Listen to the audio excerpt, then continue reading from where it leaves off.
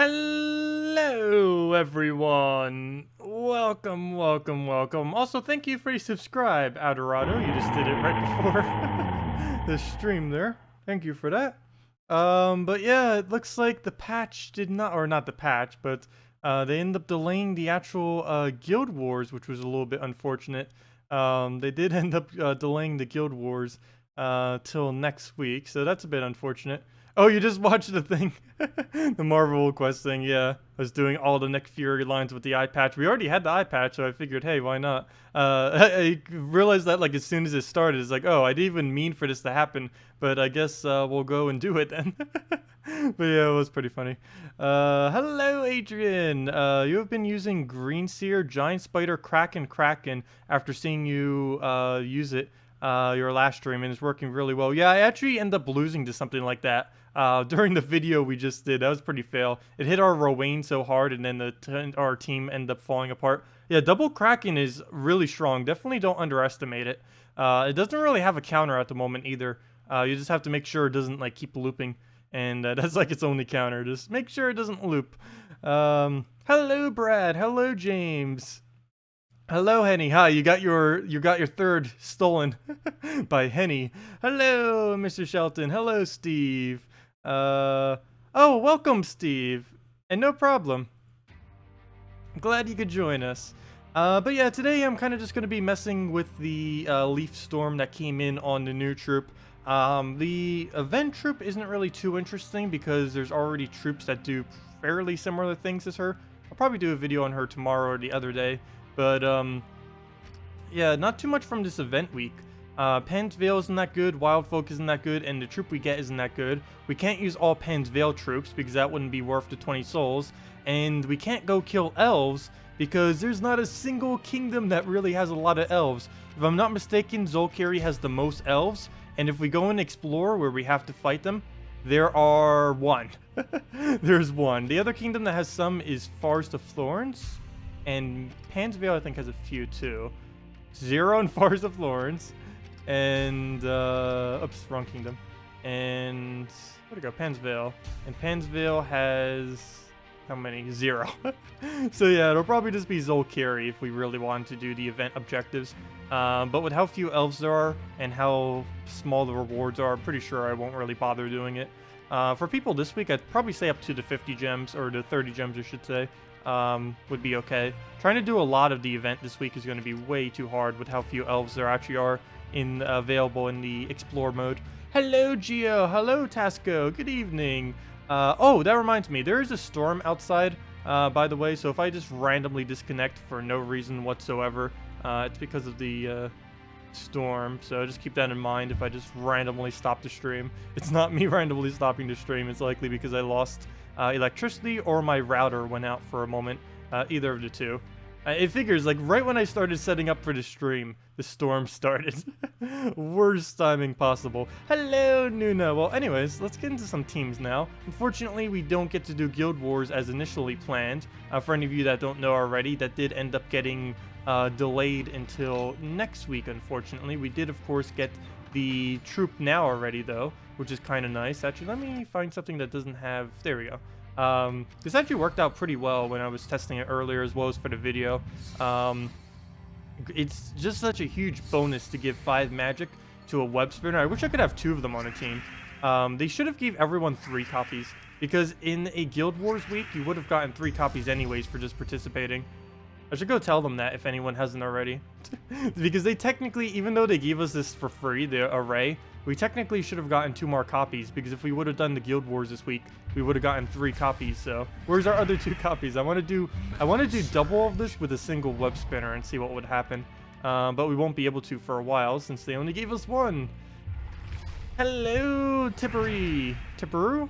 Welcome. The event on Xbox is even worse. You have to summon a daemon for a point. Actually, that one wasn't too bad, unless they made it an excessively high number. Because there are quite a few troops that do summon a daemon. And if I'm not mistaken, if you guys have that, that means you likely have the Void Portal. Void Portal, I remember back when the event was occurring, was what most people used to summon all the daemons. It's also ridiculously easy if you have Amnesia, but most people don't have Amnesia. They just end up going for the Void Portal for all the summons. Yeah, if you guys have Void Portal, definitely use it this week on console for the summons. I believe it's the easiest thing you guys have, other than Amnesia. Oh yeah, remind everyone to buy Crescendo. Is it actually being sold this week? It is Pan's Veil, so that would make sense.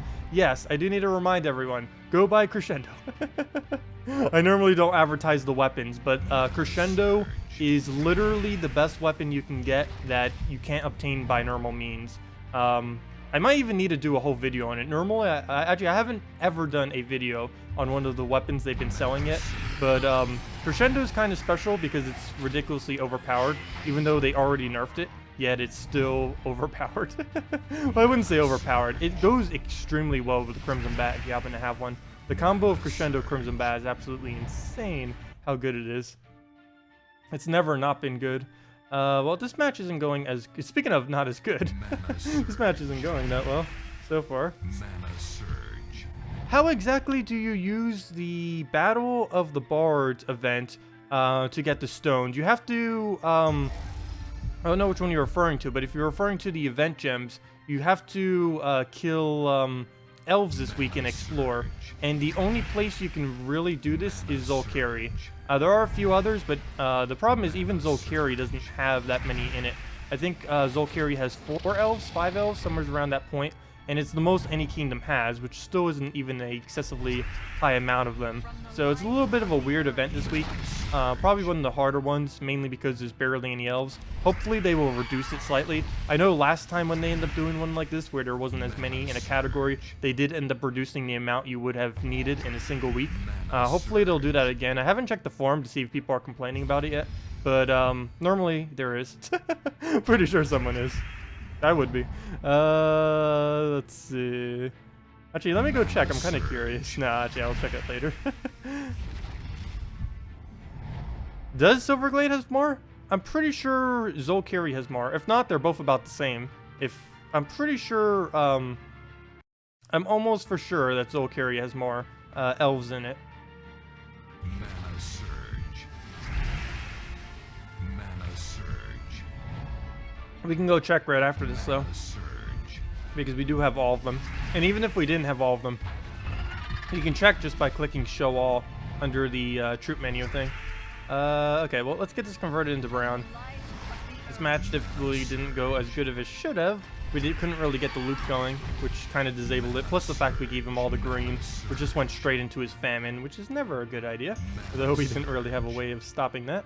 If I keep those greens there, I can kill famine. And I'm kind of tempted to do so. Oh, good. Never mind, we can still do that. So we'll let his Crimson Bat do his thing. We'll get the kill. That should be 13 tomorrow, which will be enough for the kill. Good.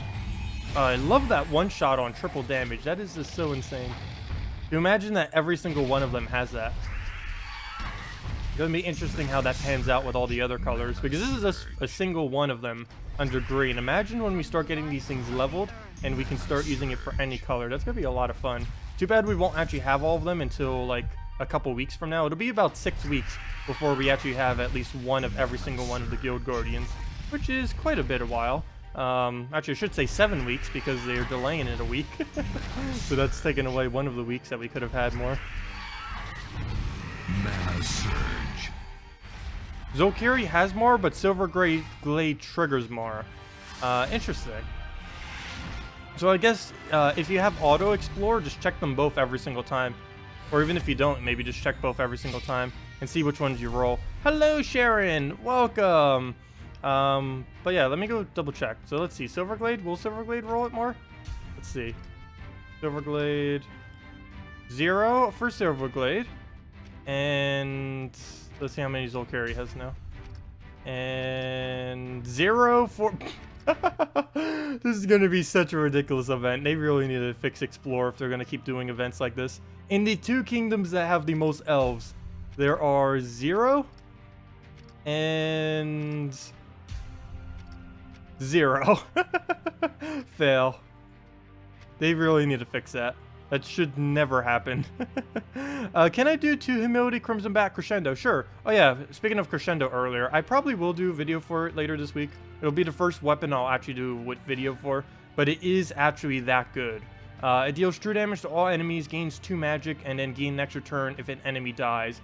Do keep in mind its damage is based on half your magic, so even though it says gain 2 magic, that's actually only 1 additional true damage, but still, that is insanely powerful. Mainly the extra turn on it is what is powerful, and what's kind of funny is they actually added that extra turn. What they ended up doing, Crescendo originally used to be a 1-to-1 value, but they ended up reducing it to a 1-to-2, but in doing so, they also gave it an extra turn, and in a way that almost made it more powerful, not less. Even though they nerfed the damage by half, they ended up giving it an extra turn whenever it gets a kill, which can definitely be pretty useful, particularly when used with Crimson Bat and stuff. So yeah, we'll go and mess with that. That's normally not the team I do it with, but we can definitely go and do it with a Crescendo. Normally the combo, with the Humilities, normally the combo I do it with is this Gorgoltha Crimson Bat Crescendo combo. And we're using Archer class, which is the class we should be using with it, so we're even using the correct one there. Good, so I don't even need to change anything. I guess you can use Necromancer class too, would be fine. But we'll go mess with that. For the sake of not dying, let's repick the Wraith. Wraith didn't get changed at all, he's still just as annoying. Hey, he's using the pirate thing from last week. No more pirates. Captain Skullbear, how many explosions does he have? Does he have 9 now? Let me go check my own. I'm kind of curious. Does he have 9 or 10 explosions? Or at least mine, I should say. Skullbeard. 9 or 10? 10! Yes! Okay, so he still has 10 explosions. That's not bad. Well, most of you probably have like 7, 8, or 9 on him. But, yeah, 10. I guess we can kind of use that as the exploding troop. Definitely low towards the lower side, but he does have the lowest mana cost of them. So, we'll mess with that at some point. Of course, he doesn't have his 50% anymore. Oh yeah, where does he fall on the attack scale of troops? I can't tell because all the bonuses are in the way. Okay, so he's 3 below max then. He's at 32. So he's 3 below the highest, so that's pretty decent. We knew he was high attack, I just didn't know exactly how high he was relative to the other things when he had all those bonuses on top of him. But let's go and do that team real quick that was just suggested. If any of you guys have any other teams you want me to do, test for you, or have any questions, feel free to leave them as well, and we can get to them all.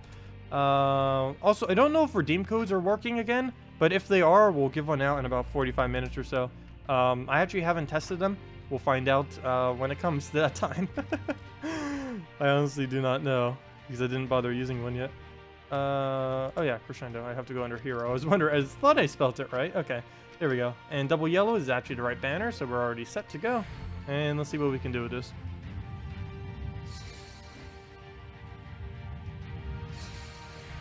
So Pansville isn't worth making a team out of? No, don't bother making an all Pansville team. It's for only 20 souls, it is definitely not worth it. You're better off using any soul farmer in your team and you get more souls than you would. An all Pansville team is pretty bad. There isn't any particularly good troop in Pansville. The only most notable one is a Siren, and Siren's more used as a support troop for other troops. It's not really a standalone troop, so you can't really do much of the kingdom, unfortunately. It is one of the weaker kingdoms out there at the moment. I think the only one... Actually, there's a few that you could say are weaker. The main one that comes to mind is Groshnok, or the Garnok, whatever that one kingdom's called. I keep getting its name wrong because it's such an irrelevant kingdom. They will be reworking it soonish. They actually mentioned that in the post too when they did like the 3.0 thing. I believe what they're waiting for is to do a complete overhaul of the kingdom whenever the next event is. I just actually don't even remember when that next event is though. But whenever that comes around, they are likely doing an overhaul of that kingdom. If not, there's something wrong. Because that kingdom has been needing an overhaul for a long time now. Well, we'll throw Crimson Bat down. Get our nice damage. I might throw another Crimson Bat before we throw a Crescendo. Normally, whenever I throw a Crescendo, I want it to actually get a kill. Crescendo not getting a kill is normally a waste. Sometimes you would, but more often than not, you do want to always get a kill with it because you get an extra turn, so you might as well utilize that. And if we can get a red surge or a blue surge, we're good to go. Come on. Yeah, okay, there we go. And we just won. He'll take skulls. We'll use our... oops, even some purple. But we'll just use the bats, Crescendo, and done. Should be enough damage. Pretty close to it. If not, we get the... Come on, we get the extra turn. Yes, that's definitely enough damage.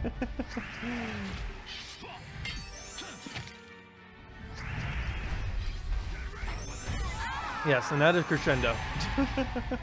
In a nutshell. Crimson Bat into Crescendo into win. Pretty much. Normally you do need a multicast, but still goes pretty well. Okay, so let's actually, I almost feel like doing that again. Let me go do it with the team that I normally do it with, and not against this. Gosh, let me go get my skull counter real quick. Did I overwrite it? No. I need to keep bringing this out whenever they start using these teams. Hello, Arturo! Welcome! Actually, I should probably bring out the impervious version of this, because he can still plow through our entire team if he gets lucky. Because he can just kill Gorgoltha one shot, then Christinex one shot, and then we just lost pretty much. It's not likely, but it can occur. And we definitely would want to try to avoid that. Okay, we can bait a skull here, not really worth it though. So we'll just explode. What banner with a Gorgoltha brown yellow? Wait, what normally I do it with Crimson Bat. Actually, I'll go show it right after this battle if we can get one that's a little bit less annoying. Normally what I do if I was going to go with a build like that would be Crimson Bat, Gorgoltha, Crescendo, Crimson Bat in that order. With Archer fully traded if you happen to have, or just Archer class if not fully traded. Either way you'd want to use Archer. But yeah, I'll go show that team right after this battle. Okay, well we have Death Mark on it. Hopefully he can cleanse it in time. Hello, is Gloomleaf a good skull counter now? Yes, Gloomleaf is a good skull counter now. Only if you have it fully traded though. Untraded, it's kind of useless. It's kind of like Gorgoltha. If you have an untraded Gorgoltha, you really have no need to use it. But if you happen to get it traded, then it's really good. It's basically what Gloomleaf is now. Pretty much pointless if not traded, but if you can get it traded, it's pretty decent. And yes, you can use it as a skull counter now. One big thing I still find with Gloomleaf, which is a problem it has always had, and which didn't get fixed when it got its change, is Gloomleaf does feel like it blocks way too much mana for what it does for its ability. It is a huge mana blocker, even at 16. Before at 17, it was just extremely blocking, but even at 16, it's still blocking your mana quite a bit. I still feel, even post-nerf Gloomleaf, a lot of battles that I do with it tend to go very slow. Haven't really found anything particularly fast to use with it, unless you just happen to like skull spam with it and get lucky.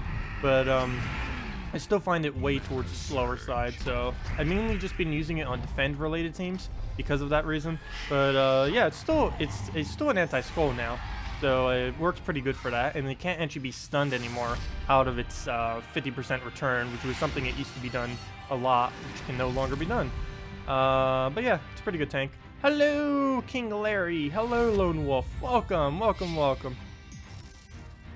That Green Seer Giant Spider Kraken team. What banner do I use? That's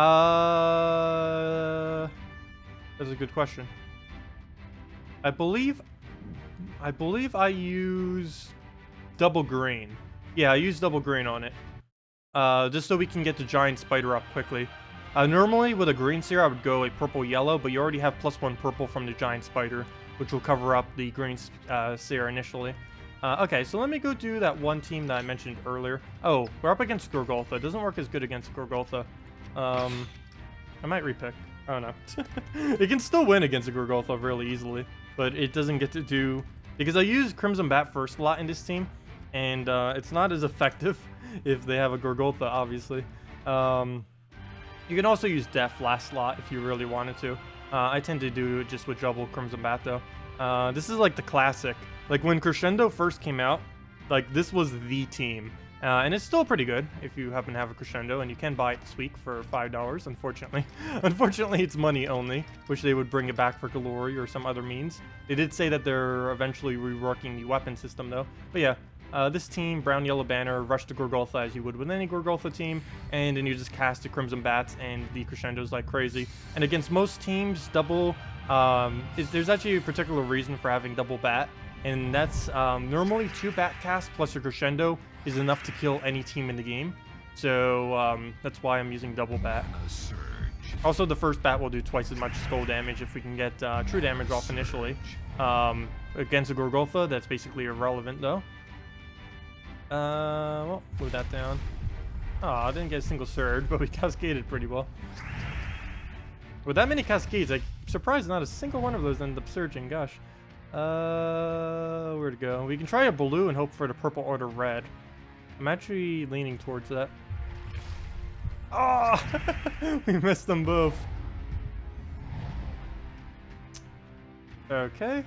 He's going to take a skull, so we're kind of just going to leave that there in a way that he can take it. So we'll get our Crimson Bat up. Need to try getting Gorgolth up already so we can start getting that mana generation. Need to make sure we block his Famine too, which is pretty important. So we'll need to try taking greens if they ever come on the board. Since he's being blocked on everything else based on his Gorgoltha. We'll take reds here, distract him with skulls. Hopefully get a brown. Come on. Nope. Okay, he gives us no brown. Purple, I guess we could do that to finish off Crescendo. Don't really need it at the moment, though.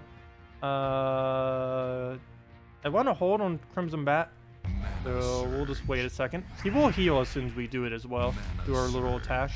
And there's the rest of our blues. We get that. Okay. So, we will throw the initial Crescendo, I believe. Unless that's going to be enough. How much would that be? Oh! He's been magic reduced quite a bit. Okay. So what order do we do this in? Okay, so we will throw the Crescendo. We'll throw Crescendo into Gorgoltha, into the second Crimson Bat, into another Crescendo, into probably the win at that point. Because he has like no magic anymore. Oh gosh, it's 2 mana short. Okay, there we go, good. So yeah. So that should go as planned. So we Crimson Bat. Come on, go. Crimson Bat, Crescendo, and then the first. Oh, come on, stop reducing his magic. He has 5 true damage left. This plan might not work. Let's see, 16 damage to everything. Nope. Even after all that, it's still enough damage to kill. Nice. Yeah. So that's the team. This is a classic. Gosh, this was from like over a year ago. Actually, this was like 14 months ago. The best team in the game 14 months ago. It's still decent. It actually has aged pretty well. Some teams, like, they just completely fall off forever after some changes occur. But this is why I say Crescendo is still a really good weapon.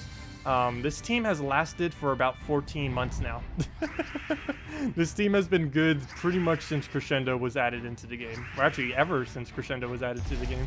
It has never not been good. The main reason I never really show it is because Crescendo isn't an item you can normally obtain. But it is the weapon thing that you can buy this week.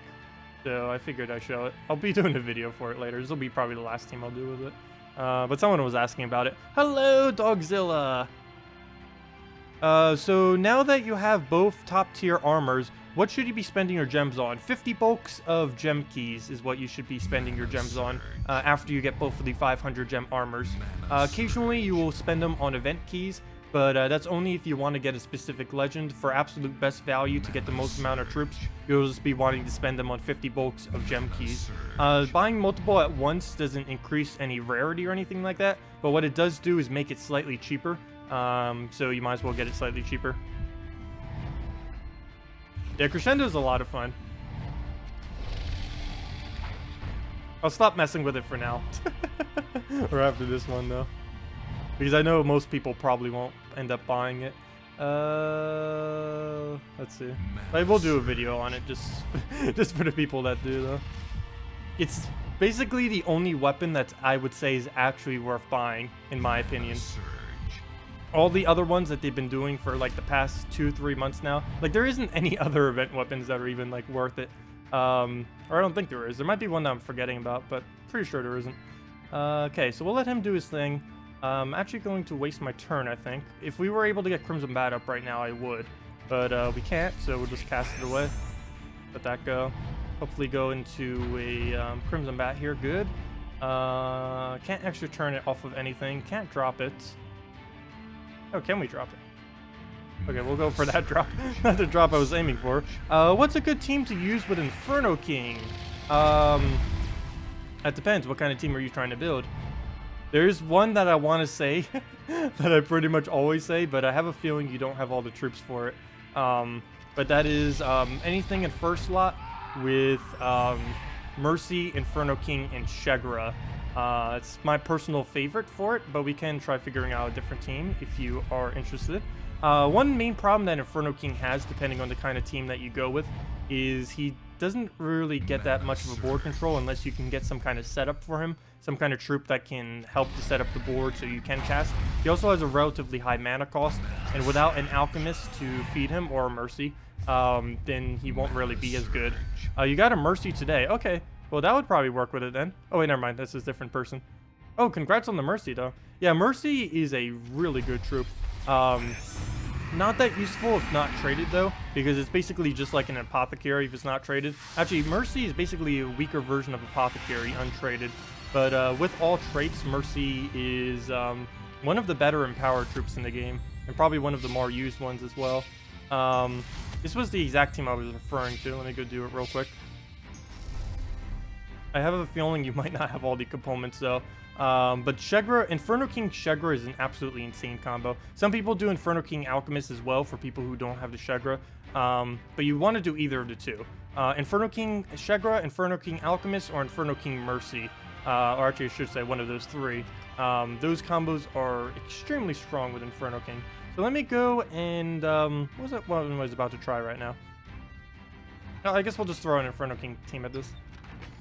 Clear this out. Get our Inferno Kings in. Let's just throw down the general team first. Then we can go into other ones.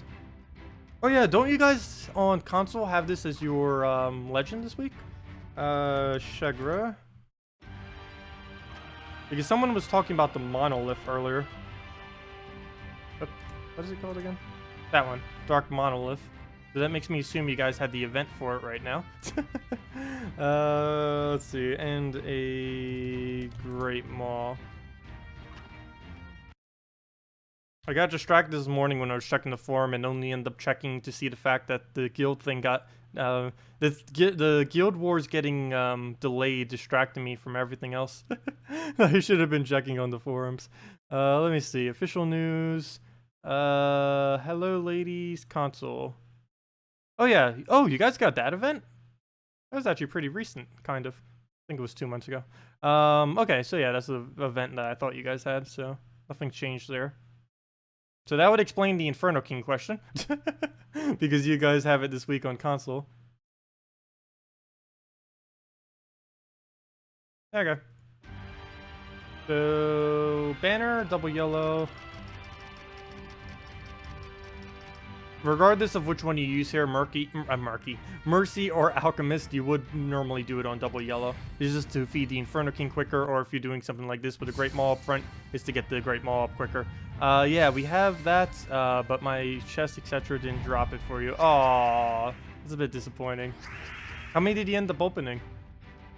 Because more often than not, 50 chests is enough to get a drop, normally. Because the drop rate on gem chests and event chests for a legendary is around 3% chance. So after 50 drops, more often than not, it will end up dropping one. But of course, with bad luck, sometimes it doesn't, unfortunately. How do you determine what is in the event chest pool?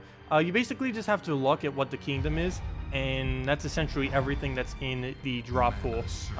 As far as specifically what drops, it mainly drops ultra rares from the kingdom that the event is currently in.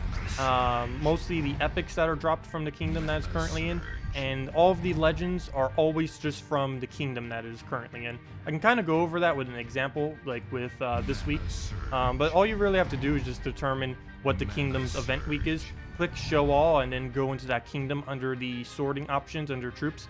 And everything you see there it's pretty much what's in the drop pool. It's only ultra rare and higher though, so do keep that in mind. And you do get some drops from other kingdoms, though a good majority is within the kingdom itself. And as far as the legendary is always just from the kingdom of the event week. So for example, on this week on PC and mobile, the only legend in a drop pool is Silent One.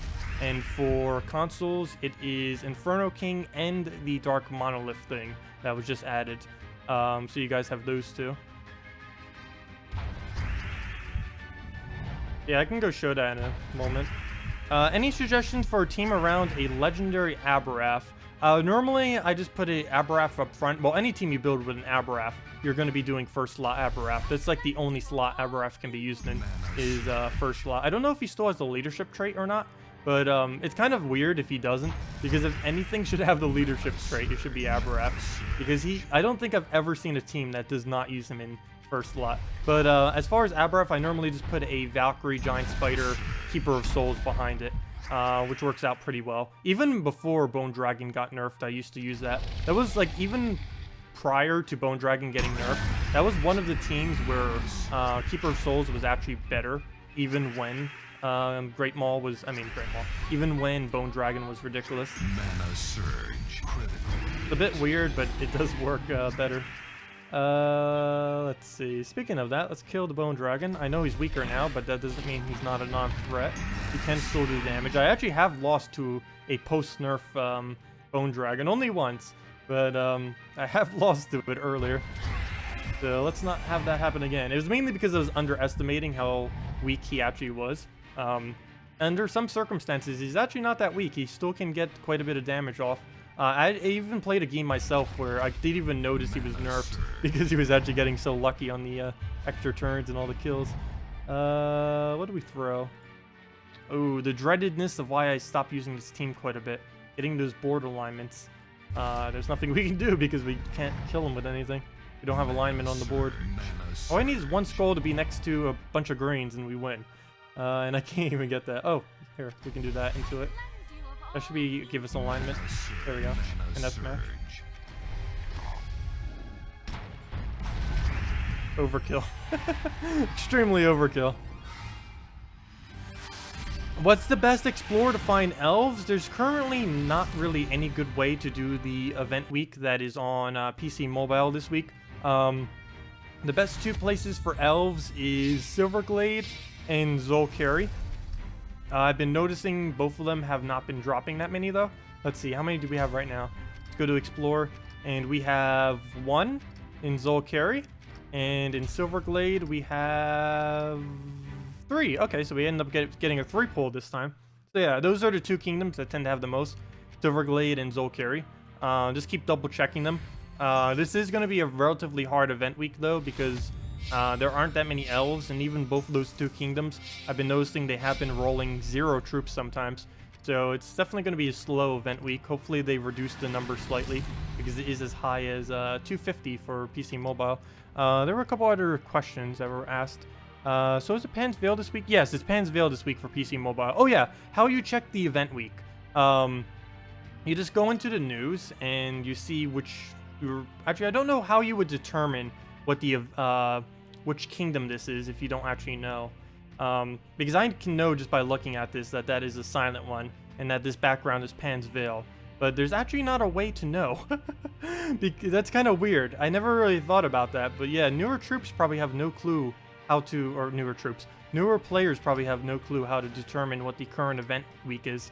Because the only indications you have is this symbol right in the bottom right corner, which most people probably won't be able to identify, or at least newer players, and this background, which is the Pan's Veil and then the silent one thingy. But if you can determine what one of the troops are, you just go to that. Like if you know what silent one is, and you know that that's from Pan's Veil, you can then just determine as a Pan's Veil week, then you just click Show All, and then you can see what all the drops are for the week. And any of them that are ultra high or higher would be in the chest drop pool. So for example, on PC Mobile this week, that would be Blade Dancer, Bunny Nog, Elwyn, Faunessa, Nyx, Satyr Magician, Salvini Mora, and the Silent One, as well as a few other drops. But yeah, you can tell just from doing that. And it's all the ultra runs, ultra rares and higher, the base ultra rares and higher. But yeah, that's how you kind of determine it. It's definitely not the most convenient way, but that is how you determine it. And of course, this week is Blighted Lands for console. What was that? There's one other thing I was about to do here.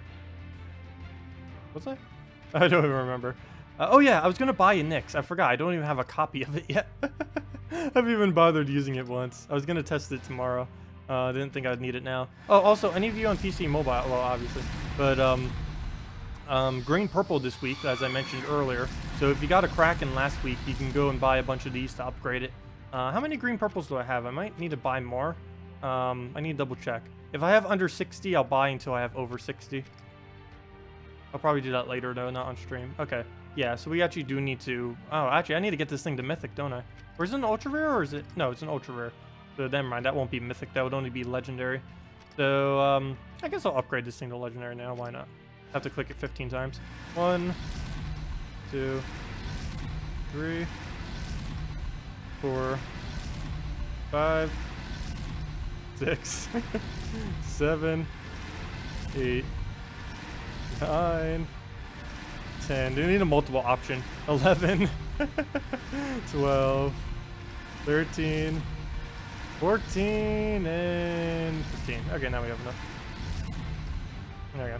That's only enough for legendary, but that's sufficient for now. I'll get the rest off for drops later. So, yep, we'll upgrade this. Upgrade it again. The Nyx. I guess we'll test that at least once this stream. I'll have the video out probably tomorrow. That or the event objective one. Probably the event objective because no one has any clue where to get battle elves. And there we go. Well, maybe I might buy a few more copies because now we only have 57. But there we go. As far as its traits, it's actually not worth trading. It has completely horrible traits. But of course I need to because I can. I do it because I can. And because we need it for kingdom upgrades. Are the redeem codes only PC? The redeem codes are for PC and mobile. So console players are unfortunately not able to use them. Consoles may eventually be getting redeem codes. As of this current moment, doesn't seem that likely though, because has to do something with the console policy that is preventing them from doing it. Like they have the means to be able to do it really easily. It's just they can't get it passed legally, or you know, not legally, or I don't know what you would consider that. The Sony, or yeah, I believe it was Sony, wasn't allowing it, so they weren't able to do it. Let's see, good event. Oh, no problem for the team advice. Let's see. Just click on the events on the left side of the screen. Wait, does that say it too? Does it say Pan's Veil? Oh, it does. Week of Pan's Veil. Never mind. Fail. I didn't realize it says the week of and then whatever the kingdom is. Okay, never mind. It says it under the events every single week. Never mind. So yeah, that's how you can determine it. So you can go, so that would be the order of determining it then. If you had no clue what it is based on the background or anything. You would go under the events, see what it says here for the kingdom. Then you go under troops, click under whatever kingdom that said, which is Pan's Veil. Then click show all. And then any of them that are base rarity, ultra rare, or higher that shows up is in the event key drop pool. So that's how you determine it then. So yeah, I didn't realize it actually says the word there, because I normally just like gloss over it. But yeah, these bonuses are so useless too. What even has 50%? Actually, probably most of the kingdom, because there's quite a few wild folk. Is there a single troop that we can even use with this much bonus? Because I'll need that for the video later. Let's see. Blade Dancer, still not worth it. Fanessa might be fun. Oh, double damage fun. Oh, wait, never mind. Not double damage. She deals damage based on their attack. Never mind. It's only double HP. So that's not even worth it. I guess the Magician might be okay with humility or something. Satire might be good if you just spam it like crazy. Sylvani Moore is kind of like a single target Gloom Leaf, which isn't that good. Nothing as good. Nothing in this kingdom has a good 50%. Nothing at all. Nada. Really? That's a dull week. Oh well. At least we get the new mythic this Friday. We'll see how that pans out. That's gonna be a really odd mythic too. It's basically another Gorgolfa, is essentially what the mythic is gonna be. I think it's gonna be an annoying troop, but a weak troop. Oh, have a good night, Tasco. See you later. Let's see. But yeah, if you guys have any other questions, any other teams you want me to do, any other anything, let me know in chat, and we can definitely get around to them. Let me go do one of Nyx right now, because I haven't actually bothered using it yet. So, let me see. Nyx. Drain an enemy's mana. Create blue gems equal to the mana drained. This will be good against mythics, and some instances of legend. We will definitely want something that can utilize good with blue. So, okay. You know exactly what I'm pulling out right now. Most of you knowing me saw this from a mile away. So... Oops, why am I doing justice again? Why would we not do this? Works perfect. Oh, actually, it doesn't work perfectly on colors. If it was brown, green, it would work perfectly. But, okay. We'll throw this down. Red, yellow banner. Let's make this happen. Let's see. Does it work in Justice Team? Everything works in Justice Team, but how well does it work in Justice Team? Nyx and Famine. That's an interesting combo since they both can fully drain. I don't think that would work out too well. Nyx has too high of a mana cost to really make that work, because you'd be blocking all the green from Famine as well. And what would you be feeding blue to in that team? A Def? Or... You would need to have something pretty good to feed it into. I wonder how this would work with Giant Spider, because Giant Spider could potentially loop with it. Oh, don't... Mercy, stop. Don't be doing any Mercy things. Okay. So we'll throw this down. Oh no, he took it away? No, he didn't take it away completely. Good. So we'll throw that down. Get a nice Valkyrie. Yeah, we'll just throw it at skulls, I guess. Should be fine. Oh, not end? Just use Nyx on the enemy's Famine. Oh, I thought you said end. Sorry, yeah. Using it on the enemy's Famine would definitely be pretty good. That makes more sense what you said then. I was gonna say, Famine and Nyx, that definitely would not be... well, you could do it. Double drain is nice, but they're not really two drains that really work well together. If Famine used blue, it would. But we'll throw that down. Get all the blues we need. And now we can just start skull spam. I might need to get this thing to Mythic, actually, now that I think of it. If we're going to be using it with this team, we're going to be needing it. Alright, so we'll throw that down.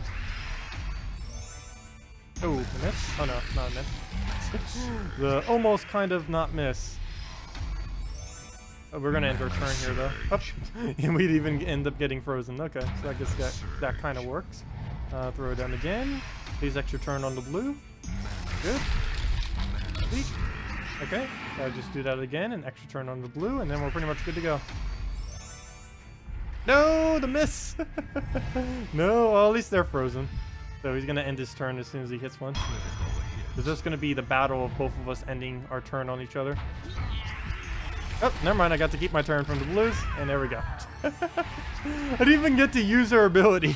I didn't even get to use their ability. That was just a Justice team going crazy on skulls like it normally does. Fail. Let's try this again. Oh wait, never mind. I think I did get to use it once, didn't I? Oh well. Let's try it against this, see what happens. Let me actually try using her this time. What would be the best current defend team if you did not have any mythic troops? What I would just try using whatever the event gem is, if it happens to be an event gem week. For normal defending, you don't have to try winning your defend.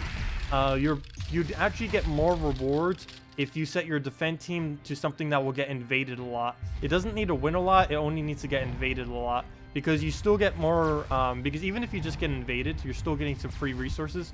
And you'll be racking up revenge battles that you can then do later throughout the week. And those revenge battles are worth pretty much more than what your actual invade wins will be worth. So it's definitely a good idea to deliberately lose your defense in a way, or at least try racking up as many as you can. When the Guild War starts, it will be worth doing good defense teams then, but just for standard PvP, there's really no point in setting your team to something strong. It's just not unneeded. As far as the Guild Wars, I will be going over troops for that soonish, probably in about a week or two. I kind of want to test some stuff actually in the game before I just go and say a bunch of them. I guess I might do one video kind of just saying a bunch of them, because there are quite a few people have been asking, but it won't really matter how you defend until the Guild Wars starts. And for Guild Wars, you'll actually have 6 different teams set, one for every single colored day. So that definitely changes how you normally make defend teams as well. Initially, this Monday video was going to be going over basically that, how to do defend teams like that. But since they didn't do the Guild Wars, or at least not until next week, kind of changed the plans. Well, throw that down. There's like no mana right now. I guess we throw it at the thing with 7 mana. It's going to be 7 blue gems, so hopefully that will connect somewheres. Please don't miss. Okay, good. We got the hit. Oh, it makes the same thing as Banshee, the noise. What's up? Been on a stream in a few weeks of your... Oh, hello, Diamond. Pretty much just the usual. Guild Wars is here now. Well, it is and it isn't. The 3.0 patch came here, but Guild Wars is actually ended up getting delayed a bit more. It's being delayed until next week, unfortunately. It was supposed to be this week, but... well, actually, it was supposed to be a couple weeks ago. Then it got delayed. Then they did it early, which was when we got the 3.0 patch last week. And then they were going to do it actually a week after. Like, they were supposed to do it this upcoming Friday, but they were like, oh, we're going to do it early. But then they forgot to actually make sure everything was working properly. And then they're like, oops, we got to not do Guild Wars this week. And that's basically what happened this Monday. It's like, oh, but not everything's in order yet. And then they had to delay it. So it's just a whole mess. But we will have Guild Wars next week. We better. Oh, this image. Oh, I just realized what I'm drinking looks really weird because it's a I'm drinking Mountain Dew at the moment, and it's completely green. I forgot about that. Yeah. Interesting. It probably looks like I'm drinking nothing. It does. It looks like I'm drinking a bottle of nothing. Just with a tag on it.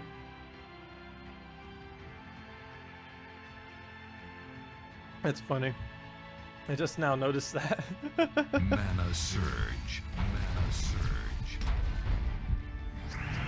Could you explain what Mana Burn does? Sure, Mana Burn. Actually, let me get Mana Burn up first, and it'll be a lot easier to explain if I can actually cast it simultaneously to explaining it. Let's see, we'll get rid of blues here. Oh, I should have taken the red first, my bad. Oh wait, never mind, we're frozen on red. That was a correct movement. Okay, well, first I need to get Queen Mab up, and then I can show you what it does, or explain what it does. Because it'd make more sense if I can do the cast right after I explain it. Come on, end your turn. Wow, all those freeze and we're not frozen on blue. That's nice. So there we go. That should be enough mana for her. So, okay. So, Mana Burn. What Mana Burn does, it deals, whatever troop is mana burning, it deals its magic damage plus however much mana they currently have. So for example, this will be 22 damage plus the 11 that it has, so that will be 33 damage. It will do 22 to the death. It'll also do 22 to the Moloch. Since we have the Arcane trait, I believe Queen Mab's the only thing with a Mana Burn that also has Arcane. It does trigger for the ability, so she will gain an additional 1 magic. So this will actually do 23, 23, and 34 then. But yeah, it essentially just does whatever the magic number is here, plus whatever the current mana is there, and you just add those two together. So if they have 0, it'll just do whatever the magic level is. And if they have mana shield, like what Valkyrie has, or if they have impervious, it will do 0 damage to them. But as you can see right here, if we just cast this, it'll do the 23, 23, and then the other value. Unfortunately, it doesn't show damage splats, which is a little bit annoying. I don't know if they'll ever make it show damage splats, so it's a little bit hard to keep track of how much damage it does, which is why some people may be a little bit confused with it too, because it never actually shows the amount of damage that's doing. But let's see. Try getting one of them on a nice value so we can see the before and after on it. So let's burn out the blue right there. Get ourselves 11, and we should have enough blues on the board now. So 33 right there, so we'll be able to see our 26 damage to it pretty easily, which will then bring it down to a 7 armor. So you can see right here, 7 armor. There we go. So yeah, that's what she does. It's a little bit annoying that it doesn't show the splats of damage, but yeah, that's how Mana Burn works. It's just her magic. It's just the magic plus the current amount of mana they have. And if they have 0 mana, it just does whatever the magic value is. And that's match right now, right? Where's all the skulls? Okay, please hit a skull. There we go. Hello, buzzers in. Welcome. Yeah, no problem, Steve. You're at 30 or 62nd place in PvP ranking. Wasn't even paying attention. Oh, nice. I think I'm still all the way at the bottom at like 0. No. What are we at right now? We're at 14,843 rank. Yeah, we're doing good this week. Well, gosh, the leaderboard. It's still Monday and people are at like 4K already. This game's active player base is so much more active than it used to be. like when this PvP system first started, you could be like top 100 with like 2K on the first day. It's not even the end of Monday yet, and it's already almost 4K just to get on the top 100. That is insane. You basically have to be playing for about, let's say 6 hours today? Yeah, about 6 hours then. That's like what? About 50 to 100 battles or so, depending on what kind of values you do. I guess that's not too bad, but it just consistently goes up so much. I should actually calculate that out to see what the actual amount of hourage is. Hourage? Is that a word? How many hours it takes to get onto the top 100 leaderboard in a given week. I might test that out next week since it's Guild Wars week. May even test it out this week because I will have a little bit more time to play. Pretty sure most of it won't be on camera because that will help me grind a bit more. Whenever I try doing battling on stream, it's normally a bit slower because whenever I just do it on my own, I just spam the most overpowered team I can think of at the time and then just keep doing that over and over again. It would probably be something like a variant of this team and just spam it over and over and over again. Because this team pretty much never loses and can win relatively quick. Definitely not the quickest team out there, but it has a really consistent win rate. The only thing that can actually really kill it these days that is used commonly is a Wraith, which is kind of odd because I sometimes use this to counter a Wraith.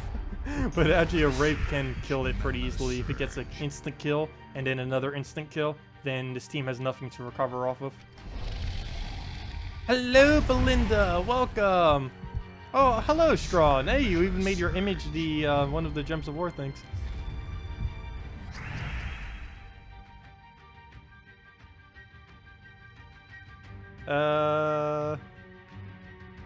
Yeah, I believe the console players actually are a lot less inactive than the Gems of War on PC and mobile. Because if I don't know, I never get to actually see the leaderboard on the console on a given week, but I do know relatively the console leaderboards are a lot lower than the PC and mobile. One of the reasons for this too may be because it's actually PC and mobile. Which means that people can actually do it on the go when they're at work easily or at other locations. Whereas a console, you can only ever play stationary. That's also why I tend to never be on the leaderboard, because a good majority of the people who are on the leaderboard, for the most part, do play on both PC and mobile. Whereas I just play on PC, and obviously any console players are stationary on their console. So it's a little bit harder when you can't do it like at work, or when you're on the bus, or when you're in the car, or when you're wherever, compared to just being sitting down on a couch or on your computer chair or something like that. Hello, Black Eugen, welcome. Hello, Plumko.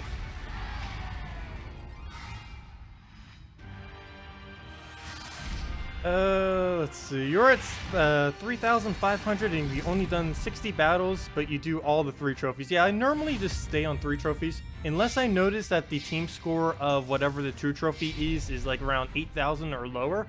Like kind of like this, I'd kind of like to go for it. But unless it's like ridiculously quick to be able to kill out, I normally don't bother going for it. I find it best just to keep spamming the 3 trophy, even if I know I'm kind of going to lose against it. If I am grinding it out, I normally just do whatever the 3 trophy is.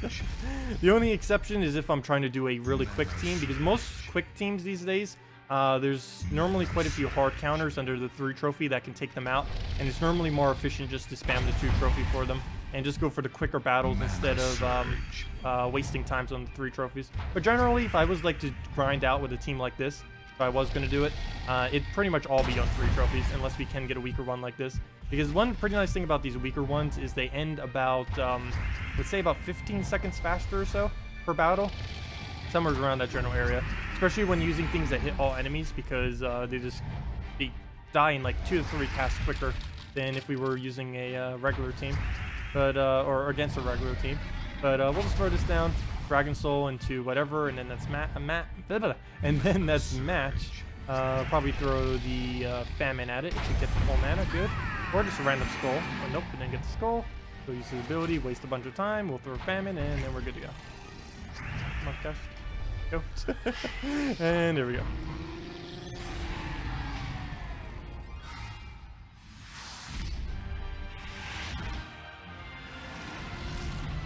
What are the negative effects of retreating, if any? The negative effects of retreating are pretty much none.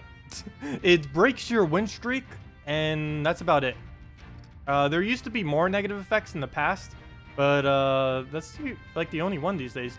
You lose like a very small amount of rating. Like you'd lose whatever this value is. You see these values at the bottom.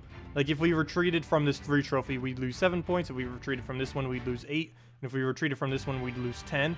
But that's like the only downside. Plus it breaks your win streak, and that's about it. But not many people bother worrying about their win streak unless they're deliberately trying to get a high score win streak for their longest win streak. That's the only time people really tend to ever care about whatever their win streak is. I'm not going to bother trying to beat mine anytime soon. There'd have to be a ridiculously overpowered invade team for me to try beating that win streak, because that would take a long time to do where there's just a normal team on a given week. That would take like, that could take a couple weeks. So definitely not something I'm really trying to beat anytime soon. But yeah, if any of you guys have any other questions, team builds, such and such, feel free to leave them. What should we throw now? Should we throw something else with the Aurai? I was going to test a bunch of things with it. I haven't really had, I tested some this morning, but I haven't really tested it much beyond that. I do really like this troop. I just haven't really found much beyond just the kind of, get web spinner, spam the web spinner, utilize the extra magic, and go from there with the little one-shot pokes. That's about all I've really been doing with it. There's quite a bit that we can do with all the storms. Generally, I just like exploding it, or using it with something that can spawn the color just to make sure it can always spawn. Those are the main uses I've really found for it. I don't know if you guys have found anything else that's particularly useful for it, but that's basically it. As far as what I've been using it for, just explode the board so you can get a bunch of extra pairs from it, or just using it with your spawner. That's about it. I don't know if there's like a purpose for it that I'm not aware of, but those are like the main two that I have found. The one thing I haven't tried doing yet is using a storm with no board control at all. I don't know if that's viable enough, but it could be something that we could try. I personally don't feel like that would be viable enough, but I haven't actually tried it yet, so who knows, maybe it is. Let's see, did we go in purple? Yeah, we go in purple here. So we'll get that, get our web spinners rolling, and at that point we pretty much just win. As soon as we get the storm going, it's just instant win at that point. Problem is getting the storm going. Well, there goes one shot. Good job, web spinner, triple damage. Come on, almost there. What's with all this 4 times? We need the 5 times. All the 4 times aren't even worth it. Oh, there we go. 2 web spinners, but we still need to get the storm going, or else we can't really get the board going. Come on. Ah, not enough mana. Need more mana than that. We're not going to be able to fill each other. Yeah, it doesn't look like it. Unless we can get like 3-5 times out of this. Nope. Even get an extra turn there, gosh. Nor all of our mana, gosh. Didn't hit either. When is the new kingdom coming? The new kingdom is coming on April 14th. Actually, Plumpko just mentioned it. Not this Friday, but the following Friday. This Friday, we're getting a new mythic for Kazale, and the Friday after that, we are getting the new kingdom. So that's the order of new things. Also, Guild Wars is starting next Monday. So those are all the order of new things that are coming in the nearest future for PC Mobile. Console, I have no clue when you guys are getting the 3.0 patch. Hopefully soon. And hopefully it'll get it running correctly when they do it for you guys. Because I don't even have it running correctly for PC Mobile yet. Mana surge. Also, it's about that time. Let me go do the redeem code. I still don't know if they are... Hey, headless. I still don't know if the redeem codes are working or not. Hopefully they are. We'll find out in a moment. Victory and a defeat. What do we even have as our defend? I know it switched it. Oh, it switched it to that, really? But yeah, let me go and do the redeem code real quick. See if it's even working. Actually, let me check to see if it's working before I bother posting it. That would be pointless if I post it and it doesn't even work. Let's see. Let me double check to make sure that this... Oh, let me check this first code first, and then check the other one. Okay, so click over here. 1 second. Click over to game code. Put that in. My invite code. The code. I'm not a robot. Redeem. Please be working. Please be working. Please be working. Oh, they might not have fixed it yet. Oh no. It's just going in an endless little loady thing. Oh no. Really? They didn't fix Guild Wars and they didn't fix this. Come on, devs, please. Nope, it's not working. Oh well. Well then. Yeah. Unless there's a code right here. Nope. Well. Oh well. Well, gotta fix the text then. Let's see. Redeem code. Still broken. Is anything working right now? Still broken. Brownie face. There we go. Okay. Well, hopefully both of those things get fixed in the nearest future. They are working on it. They did mention that to me earlier, though they did say that they would likely get it done by Monday. And hey, it's Monday. Why is it not done? But I guess they had to work on the Guild Wars thing, which was probably a unforeseen problem that they weren't expecting. And then they probably forgot about the redeem codes. Hopefully they'll remember soon. Anyways, let me go back to chat so I can see chats. But yeah, whenever we can do codes again, I'll start giving out codes again. Hello, Cyber! Or Cyber, welcome, Cyberclips. I'm doing pretty good, other than the fact that everything in Gems of War seems to not be working as of recently. But other than that, all is going well. Let's see. Well, Dragon Soul, might as well go on it first. Oh, why did I use this theme? I should have used the other one with the Mercy. Would have been a bit quicker than this. I didn't realize he had double famine. That's gonna make our honor basically useless. Where to go? Where to go? We need Dragon Soul mana, and there's nowhere to take it. And green would be pointless. I guess we'll just take the blue and hope we get brown drops. Nope. Should have just one for the brown drops. And I can't really drop into anything either. It's a pretty bad start. Because there's like almost nothing we can do. We also almost have a 0% chance to surge. And as I say that, we get a surge. Because of the double famine. It's down to like a 26% chance or somewhere around there. Okay, so we'll just take that. Load the board. Oh, famine. Gosh, go away. The famine. The annoying famine. Right when we got our ability too. He's just going, it's like, nope, no ability for you. But we finally got our semi-loop going. So we'll just keep throwing this until we miss. Which is probably soonish. Oh good, we already got right up to him. So, can we yellow surge? The chances of us doing so is so ridiculously low. Somewhere around 20-ish%, but I'm gonna go for it. Oh, we actually got it! Nice. Even after you kill them, their Jinx still stays in effect. It's like the only effect that still stays in effect after they die, which is not a glitch. Because there's some that still stay in effect that are glitches, but out of all of them that aren't a glitch, Jinx is basically the only one that still stays in effect after death. Well, that and all the stat bonuses that you can do to troops. Like if something boosts up your troops, it'll still stay on your other troops even if it dies.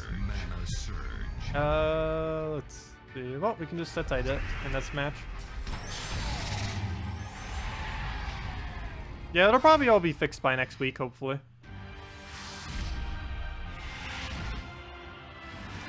Hey, a Vernic. I actually needed more of those Vernics. Nice. Hello, Bridget. Welcome. Welcome, welcome, welcome. Okay, so one of these is standard teams. What should we throw at it? Should we throw... I'm going to throw the Justice team again. Or not that Justice team. The other Justice team. Oh, fail again. Fail. I'll click the right button eventually. This one. The other Justice team with Nyx. I feel so bad for so many new troops because I keep just plopping them into Justice team. But really, what else would you really use her for? The only other use she has is just countering out legends and well, I guess there's a lot of legends in Mythics, but the fact that she creates so many blues doesn't leave too many things for her to synergize with other than this. Like even if we were, we'd still put like a Queen Mab in a team, even if we weren't doing something like Justice. It's just she's just asking to be used with these two though. because it just creates all the blues we'd ever need. Well, let's just take on down yellow. Actually, I probably should have taken the red from the top. Now I give him free, a free entangle and a free red.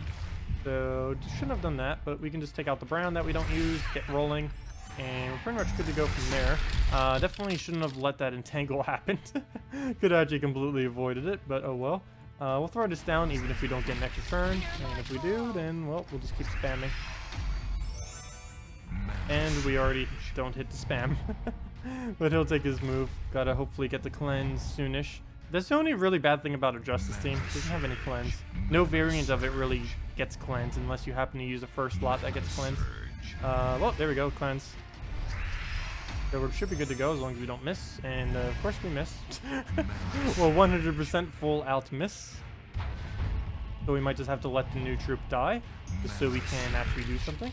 Otherwise, we're kind of disabled on skulls until then. Might even need to get rid of green. Oh, come on, he just re-entangled. We'll go and move those out. But always try going for the Queen Mab. The problem is it's using a Dragon Soul, though. So regardless of what we do, it's still going to have the Dragon Soul in the way of us. And get the extra turn there. Get a poke. Get a poke. Get our purples. Lower that down. Actually, we don't need to lower that down. We'll just throw that again. Hopefully not miss. No, I just gave it another re-entangle. Salvini Mora, go. The first entangle was my fault. Every subsequent one was not. Well, let's see what Christine X does. Hopefully not give it an extra turn. Oh, there's Valkyrie. Not gonna bother using it. Actually, never mind. We'll use it now. We can get a Queen Mab off, which will start killing everything other than the Dragon Soul. Oops. Okay, throw that again. Please don't give him a turn. Let's see. A little mana short on the Queen Mab. Didn't go all the way. We'll throw it again. As long as it doesn't get an extra turn, we're fine. Ah, no! The entangle all day. I really need to make a Justice team with Impervious first slot. I don't believe there's any Impervious color that works for it, though. Let's see. We would need a brown-green. Is there a brown-green troop that has Impervious? If there's ever a brown-green troop that gets Impervious, this team will be beyond insane. Or if they make Hero class with Impervious. I heard someone saying earlier that they were thinking about making a Hero class with Impervious. That would be ridiculously overpowered. It would be the most overused Hero class ever. And I'd be using it in first slot right now. Doesn't even matter what colors it has as benefit. It could have nothing else other than Impervious, and it would just be insane. We'll throw that down. Even if we don't get the turn, which we're not. I need it to unentangle, please. Unentangle or die. There we go. Actually, probably would have been better if it just died. Because now it won't have enough damage to actually get a kill. Oh, should have taken that the other way. Could have gotten double skull. Oops, oh well. We'll throw that down. That will die, and then we can just do whatever after, and next match. There we go. There we go. You know, we've almost never even used her ability. I feel bad because we're not really generating her any mana. Swamp Lash? Swamp Lash no longer has Impervious. It used to have Impervious, but it no longer has Impervious. I don't know if they've ever both had Impervious at the same time, but no, Swamp Lash doesn't have Impervious anymore. It did back in the day. It got replaced with Huge. I don't know why they removed it. Would have been amazing if it did still have Impervious. I guess because setting it on fire is just too obvious. But if we go to every Impervious, what do we have? Behemoth wouldn't be too bad. Problem is it's not tanky. Yeah, there's no brown yellow. I mean, brown green, I mean. There's plenty of brown yellow. Yeah, no brown green Impervious. There's brown's Impervious, there's green's Impervious, but not both of them together. Not even a mythic has it.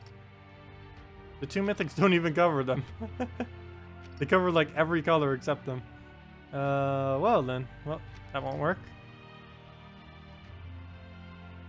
Yeah, they ended up nerfing it and then randomly giving it elemental like 2 weeks back during the Forest of Thorns event. I don't know what they're trying to do with that troop, but it's pretty much a useless troop.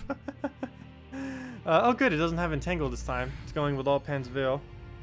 Oh, hello, Hong Strong. Welcome. Also, hello, Jaeger. Welcome, welcome. You used to try Fortress Gate and it looped enough. Yeah, we probably could try doing it with a Fortress Gate. The problem is Fortress Gate doesn't really gain anything from casting, though. At that point, we're almost better off just using anything there. Because we wouldn't actually be casting the Fortress Gate. We'd only be using it for its impervious. But yeah, we could kind of do a Fortress Gate. It would work. Really, anything with impervious first slot would technically work.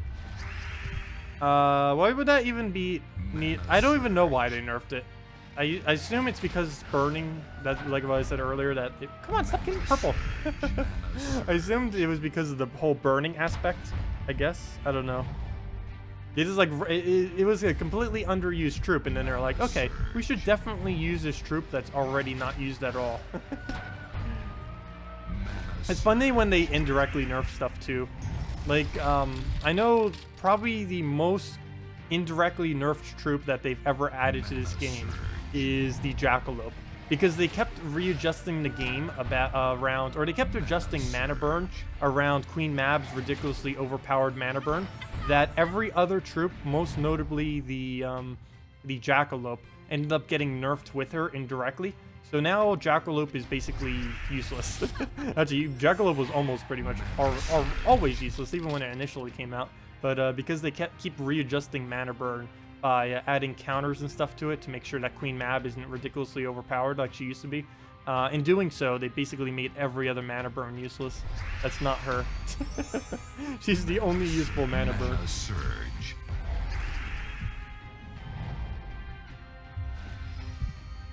Oh yeah, Jackalope is kind of okay in Arena, because it can get, I think it maxes for like a 20-something in Arena, which is pretty decent for Arena, but other than that, it doesn't really get much use. For an ultra rare, wait, is it ultra rare or rare? Never mind, it's only a rare. So, yeah, that's actually a pretty good rare pick then for an Arena. Yeah, just because there's no trait, so everything that was made to try countering it, it doesn't apply in Arena.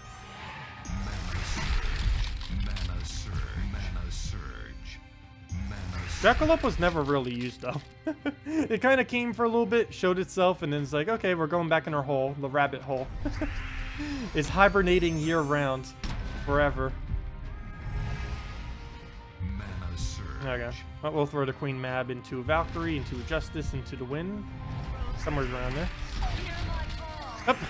Oh, we could have gotten Skull Glitch if we would have done, if we would have done a skull right there, we would have hit every single one of the enemies.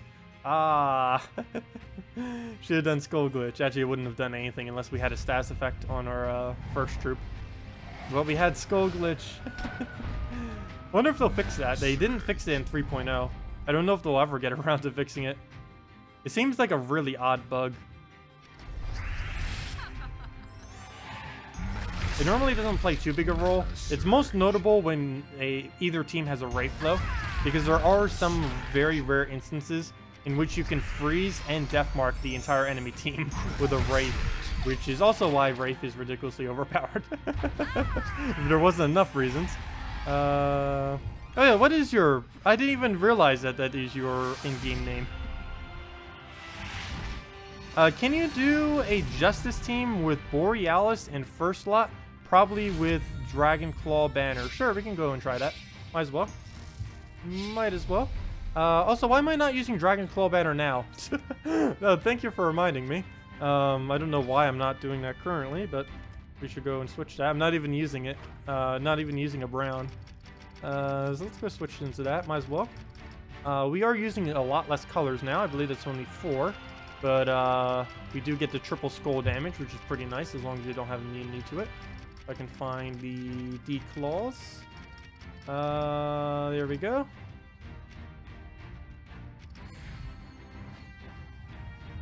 Hello, Vlatoony. Also, I just realized I just called Dragon's Claw Kingdom D-claws. I've been playing RuneScape too much.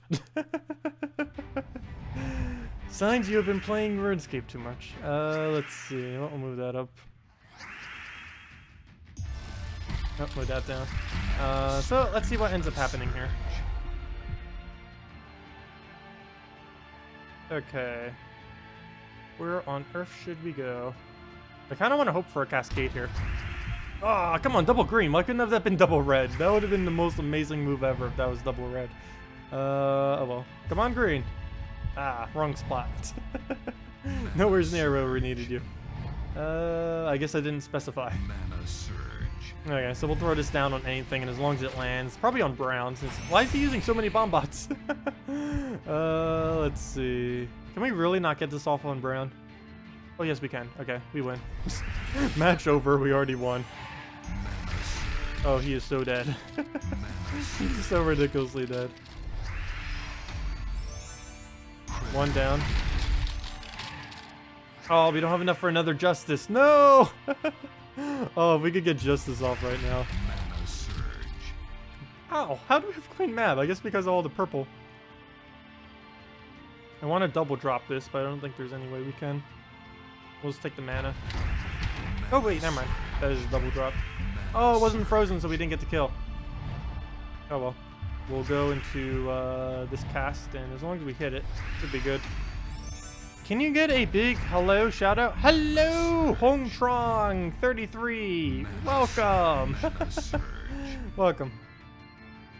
Okay. Oh, he took away the blues I think we needed. Let's see. 1, 2, 3, 4, 5, 6, 7, 8, 9. Oh no, it still would have been one short, even if we, even if he didn't take them. Alright, so we'll just queen map into hopefully skull somewheres. Okay. No skull. I guess I'll just Borealis. I really wish they would rescale the damage on Blizzard. They already did, but it's still ridiculously low even after the rescale. All they did was basically add like 5 to 6 damage to it, which was pretty much nothing. Okay.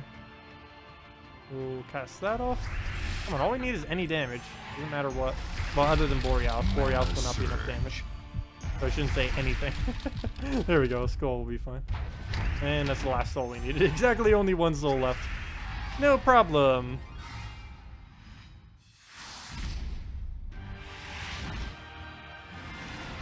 Well, you end up hitting level 820 in 4 months. Nice. Yeah, I haven't been gaining too many levels these days, mainly because levels go up so ridiculously slow this late in the game. We're still at all ones though. 1, 1, 1, 1. Straight ones. Let's see. Yeah, those we're still saving. Those are for later. I don't know why I'm coming to check out my keys. Event keys for whenever the next legend's coming. Gem keys is for New Kingdom and the Mythic this Friday. Oh yeah, this pile's gonna be destroyed. This Friday I'm just gonna throw the 50. And then, oops, I almost clicked. Well, there is a warning menu that comes up even if I do click it, so I guess it doesn't matter. Even if I do click it. Does it even do 1 for 1? Oh no, it doesn't do 1 for 1! No! It doesn't show a warning menu when you only do 1. Well, we got that. Fail. Well, there goes 50 gems. Well, at least they were arcane trait stones, if nothing else. I actually need the arcane trait stones more than pretty much every other drop, unless it gives us a mythic. You got Crescendo today. Nice. Yeah, I will be doing a video for Crescendo later. We were doing some teams earlier as well. I'll go re-show my favorite team with it. Let me go do that. Let's clear this out. And, oh, actually the team is using a bit annoying against what we're about to do, but I think we can still get away with it. Grogotha, double Crimson, and Crescendo. Yep, Crescendo's back, and everyone can have it now, or at least I really wish they would just bring all weapons back in to be obtainable, even all the old event weapons.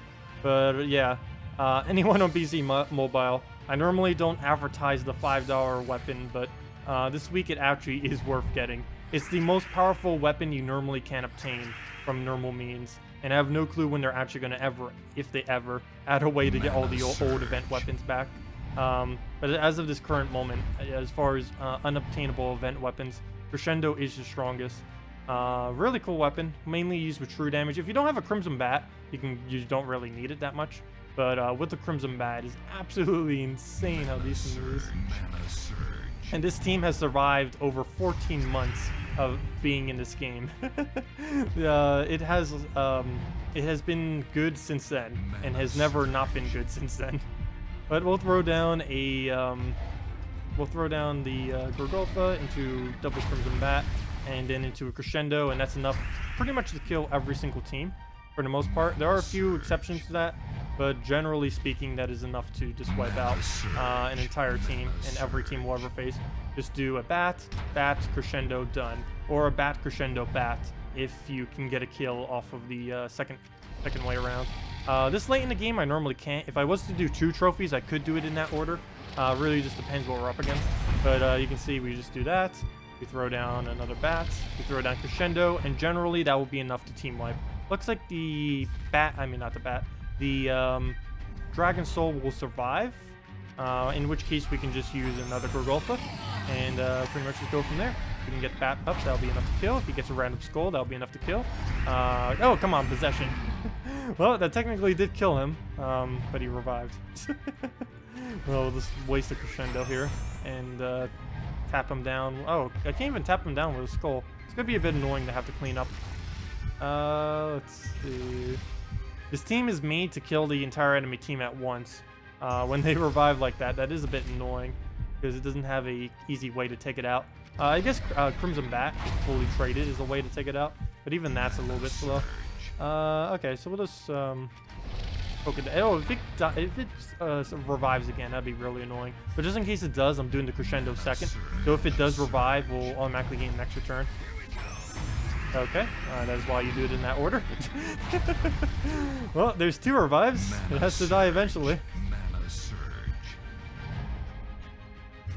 And the Crescendo keeps getting more powerful too, from the more times it's casted in a row. Hello, you blow. Welcome. Glad you could join us again.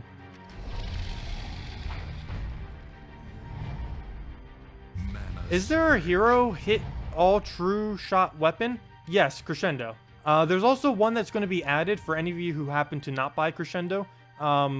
There is one being added, I believe, to the Death Knight class that is coming in. I have no clue when, but there does look like there's going to be a weapon that will be purple mana. I think it's 15 mana cost.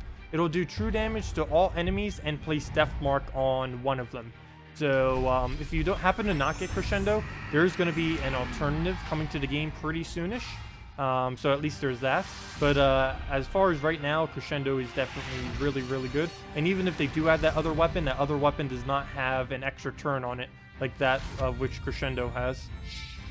And that's the main thing that actually makes Crescendo pretty good, because you can use a Crimson Bat, extra turn off of it, Crimson Bat, and go from there. Let me actually show it on this weaker opponent to kind of show what I mean when I say that. Because all these higher ones, I haven't been able to do it. We just keep having to do double Crimson Bat and then finishing with a with the Crescendo. But against a team like this, we can Crimson Bat, Crescendo, Crimson Bat, and just kill it all in basically one cycle as soon as we get Gorgolfa up. Unfortunately, this is a really bad board to try to get Gorgolfa up on. There's almost no mana, plus he's removing our yellow as soon as he does the Spirit Fox, so it's going to be a bit annoying.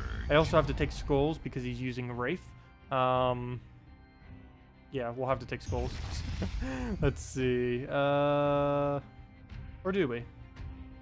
I'm actually not going to do it and hope he doesn't die.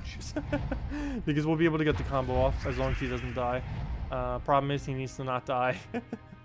Okay, I got to give him green if I want to go for this, so we'll do just that. Hopefully he gets distracted, otherwise he's going to Spirit Foxes. Oh, please use Wraith and don't do Mana Drain. Oh no, it went for Spirit Fox. Come on. Not what I want to have happen. But we can get the Crimson Bat as long as it doesn't die. Please don't die, please don't die, please don't die, please don't die. Good. So, we'll throw it. Come on. We'll throw that down. Wow, we get like the worst board ever. Where's all the browns? I know all the yellows he took away, but still. Okay, but now we can Crescendo into it. So we'll take that. Mana surge. Gorgolfa 1 mana away, really? Okay. Well, not going as best as it could, but we could still do the general combo. Still not too late for it. We'll just have to do it off of Gorgolfa, it looks like. So he'll probably die to that Death Mark. I'm not really too worried about us losing our first Crimson Bat. He's mainly just there to do double the skull damage. So there he goes. 28. If he doesn't die to abilities, he's going to die to Death Mark. Okay, he's still alive. Tanking like crazy. But this is a weaker challenge, so it is my true trophy. Oh, we lose our turn. Okay, but we can just actually Crescendo's almost enough damage right there. Please live, don't die, don't die yet. Bone Dragon, get away. He could actually kill right now. Even though he's nerfed, it's still enough damage to kill. Yep. Gosh, Bone Dragon. Still annoying. Not as annoying now. But we can just Crescendo into Golfa into win. Oh, where is there a skull just laying there? I could have just won off the skull if there was. Let's see, move that away. That didn't help at all. Just use Golfa. And then we can just kill with whatever. That didn't go as well as planned, but oh well. A win's a win. What would you say is the best class to use Crescendo? Archer or Sorcerer? Archer. Archer by far. Because you get to start it with more mana. And in case you end up losing part of your team, you'll be able to use your Archer to pretty much always make sure you win. This used to be the safe team of 14 months ago. Like, basically how I use... which team is it right now? This team as my safe team now. This used to be the old safe team back when Crescendo first came out. Because you'd win, it was pretty nice because it was not only a quick team, but you would also pretty much always be safe with it. Because if worst came to worst, if you lose your Crimson Bat, you still have a Golfa tanking. If you lose your Golfa, you still have Archer ready with Bullseye. And if you happen to lose absolutely everything, you still have Crimson Bat dealing twice as much skull damage. So it ends up working out really nice regardless of how badly the team ends up failing. And it can still win relatively quick. So yeah, it works pretty much all well around. But yeah, I would say Archer. Sorcerer is nice. The main problem and the reason why I don't say using Sorcerer is the fact that it has its magic divided by 2 as far as its damage. So every single magic you get is not actually giving you damage. It's every 2 magic you get is giving you 1 extra damage. So if it was actually a 1-to-1, I would say that oh, what's it called? The Sorcerer class would be better. But since it's a 1-to-2 ratio on the magic, I would definitely just go with the Archer. Because you do have to keep in mind that you're actually getting some extra magic just from casting it initially. So the extra mana that you're getting for the first cast is technically buffing up the magic as well. So you're still getting the same effect, essentially. At least initially when you're doing the battle. And if you win quick enough, it's basically the same thing as using a Sorcerer. Plus you have the extra benefit of the Archer class Bullseye, if worse comes to worse. And I kind of like just having a backup like that in a team. It's always good to have just in case things go horribly wrong. Okay, so speaking about horribly wrong, if we're going to lose in any way, shape, or form, it's going to be to Death. Death didn't used to exist when this team was good, so we didn't have to deal with things like that. And this has no way to target it down other than just killing it quickly, which we can't really do if we can't get Golfa up. We're getting some really bad boards right here. With this team, like many Golfa teams, it is ideal to get it up first. But if we keep getting boards like this where we can't get any of his mana, we can lose pretty easily. Not to mention his Golfa is getting quite a bit of mana, so we're going to need to... Oh, come on. He even didn't...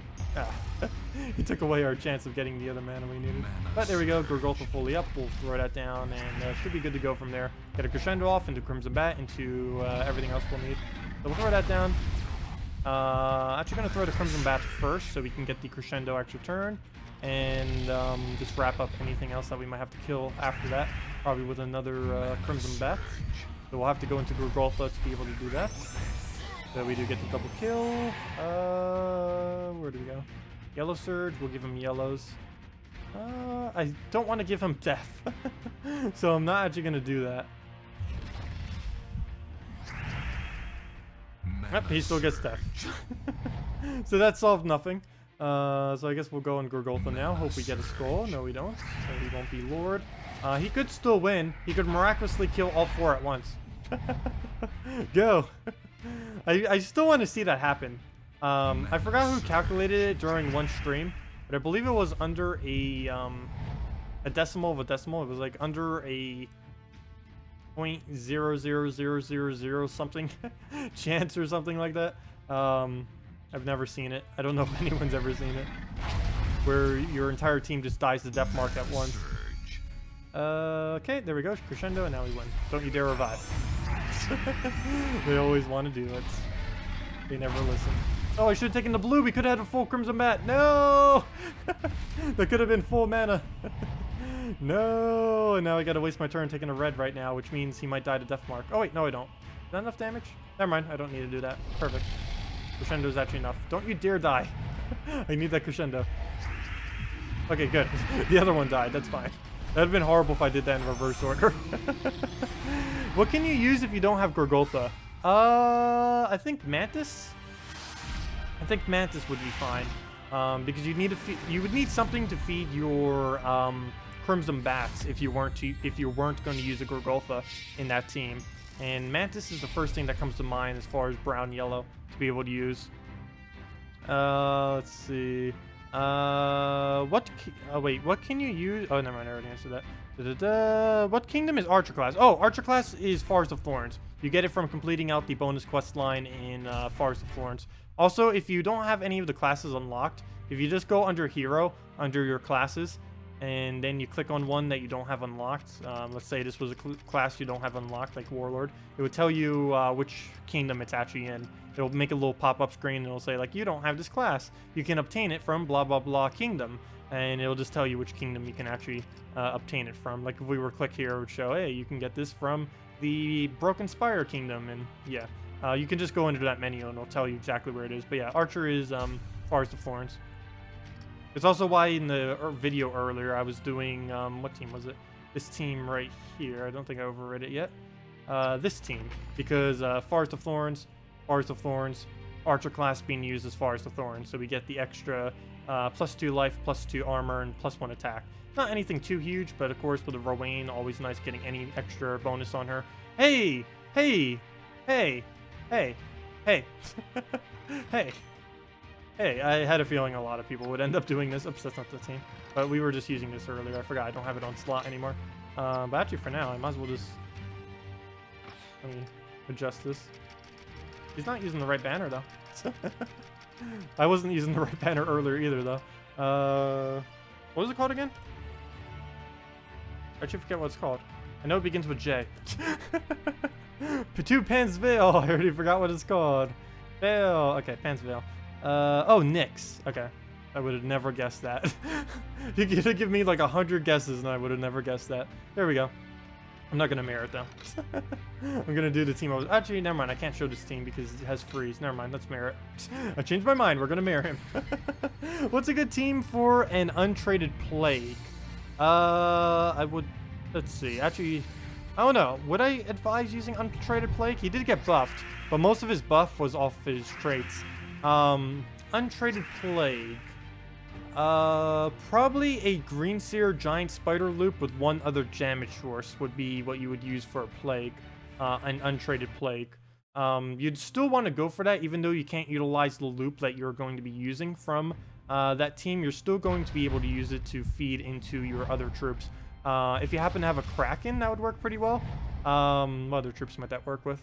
I guess with a Shegra, but you wouldn't actually have a Skull pair or a Skull user. But yeah, Green Seer, Giant Spider Loop, or even just one of the two, and just use other damage sources with it. Maybe like a Gorgoltha up front with a Green Seer to feed it, and then like one other green damager, like a Christine X or a Salvini Mora, or something of the such. But whatever you do, you want to make sure you put a damage source with it, and a really good one, because, well, for one, you want to have mana generation, but you also want to have a other damager, because you cannot use Plague as your only damager. Never, ever, ever do that. It is so ridiculously slow using Plague as your only means of damaging. It's fine if you're doing it for a defend team and you want to troll people, but for invading with, it is so glacially slow that you should never do it. But yeah, do make sure whatever you do end up doing it, you need at least one good mana generator, and you need at least one good damage source that is not Plague. But yeah, Plague hasn't really improved that much from the buffs. And the main improvement he did get was mainly on his final trait, which most people don't have, unfortunately. Okay, we're frozen on blue, but I'm still going to have to take it because that'll be annoying if he gets it. So, plus we get a free freeze if I take it. So, we'll see how this mirror match goes. Who will determine winning this mirror match will basically be determined by whoever can get looping first. And it almost looks like he will, because he might be able to get a Valkyrie on us. I do need to make sure whatever I take here, we do not give him skulls. And if I'm not mistaken, that might be the only move, is to give him skulls. Wait, is that really the only move on the entire board right now? And I don't even have any way to skip my turn because I don't have any abilities up right now. And there looks like there's no way to stop that either. So, Looks like he wins the beginning of this battle, the mirror match. So he'll take that. Luckily, he gives us a skull to follow up, so this really is a mirror match. We're basically just doing exactly the same thing to each other. Luckily, we don't have any freezes on us right now. He has 2, so we do have the upper hand. If we surge right here, we pretty much win. Oh, wait, never mind. We didn't need a surge. Oh, yeah, I'm using Dragon's Claw banner now. I'm using the correct banner. We don't need a surge because it gives +2. Nice. Okay.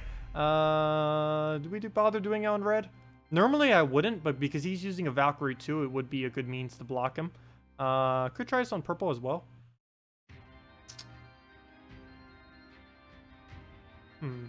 I actually am going to do this on purple, mainly because we can take the free reds after this. So we'll do it on purple right there. And now we'll be able to take these reds without losing our turn.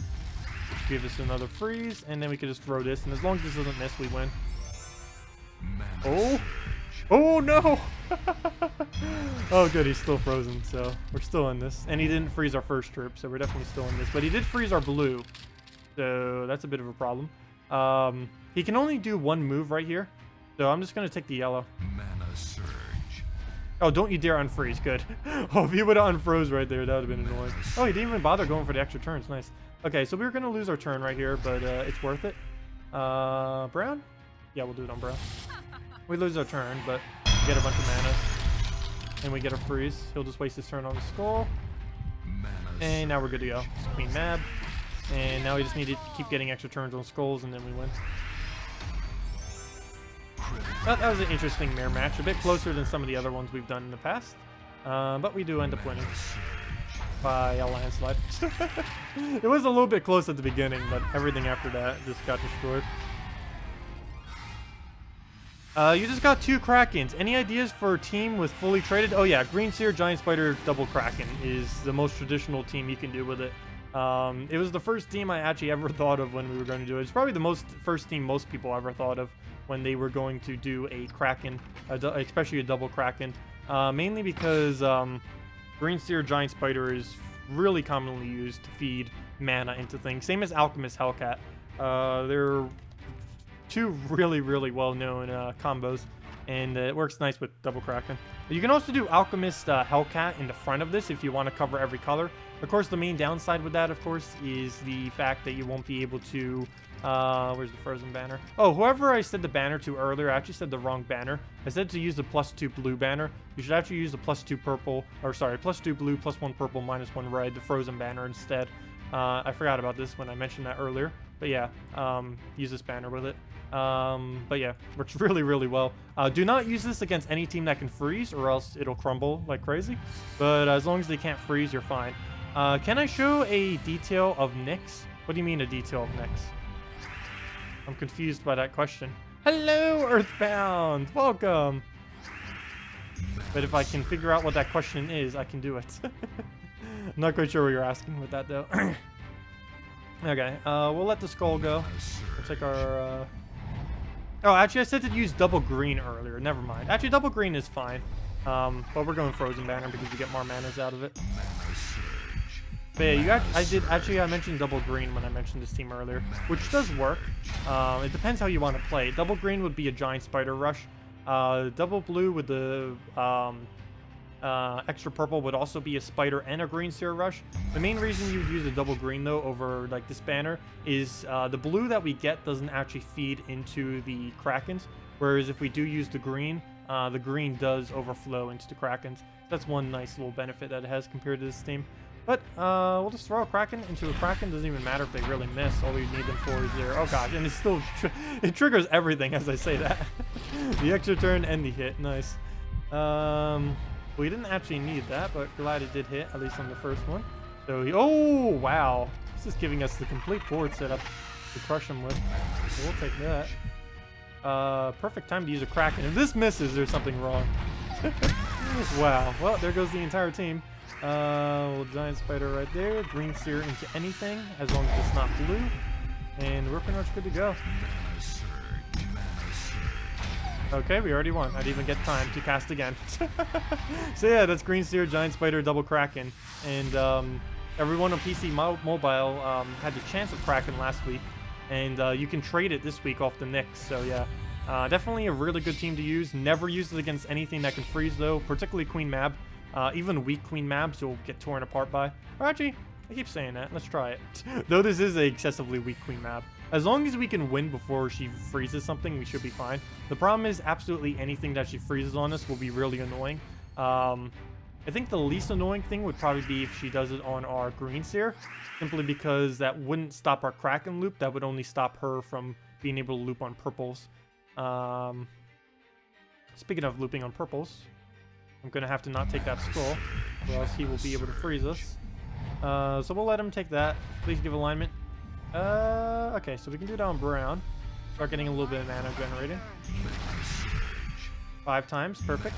And oh wait, we don't have alignment, do we? I was gonna do it on yellow, but then I realized nope. We could get away with doing this on green as much as I don't want to. Because red doesn't have it. Yeah, we'll just use this on green. Backup plans. Won't be able to use greens here, but as long as we can get the Krakens going on the blues, we should be good. And there does appear to be a decent amount of blue. Not a really good blue but setup board, but could be good enough. Oh, come on. Why couldn't there be one more red? Could have gotten the green seer off. Okay, well, we'll just throw that down. Hopefully it'll hit. Good, we get it. Perfect. And that's match already, though this was an easier battle. But yeah, just tears apart. Oh, you got to 36. Nice, JZG. Congrats. But yeah, it's a pretty fun team to use. Double Kraken fully traded. It essentially has infinite damage if you take the time to loop with either Green Seer Giant Spider or Alchemist Hellcat. Both of which can loop infinitely if you get a really nice board. More often than not, they won't loop infinitely, but depending on your kind of board and how you end up placing them, they can. You just have to really keep attention to which colors you're replacing out. But you have to keep making sure whenever you replace out with one, like if you're going to do all the Giant Spider, you have to make sure that the greens still have alignment so you can get Green Seer, and then just keep doing it over and over again based on whatever keeps falling onto the board. This is kind of another dead event that I won't be able to do much on, because I'm probably not going to go out of my way to try to go and keep checking these to make sure there's like 3 or more. Like you can see only 1 elf there, and there's probably only like 2 or less elves here. 2. Yep, 2 or less. So it's not really worth doing this event week, or the event gems I should say, or at least I don't think so. At least maybe up to 50 would be okay, but anything higher than that would kind of be a bit too annoying. Let's see. Oh, you managed to pull a nerf dragon. You know, Bone Dragon actually isn't too horrible post-nerf. It definitely got hit pretty hard, but it's not useless. Still kind of fun to use. I could try getting a battle to use it against. Let's see. Let's free pick. Let me actually try using a Bone Dragon real quick. Might as well. It is nerfed, of course, but okay, let's try making an impervious Bone Dragon team. So, oh, you know a combo that we can do now, which didn't work too well before, but now it does? Gloomleaf, Bone Dragon. What's the mana generator? What colors are we missing? Blue and yellow. Oh, Dryad. Oh.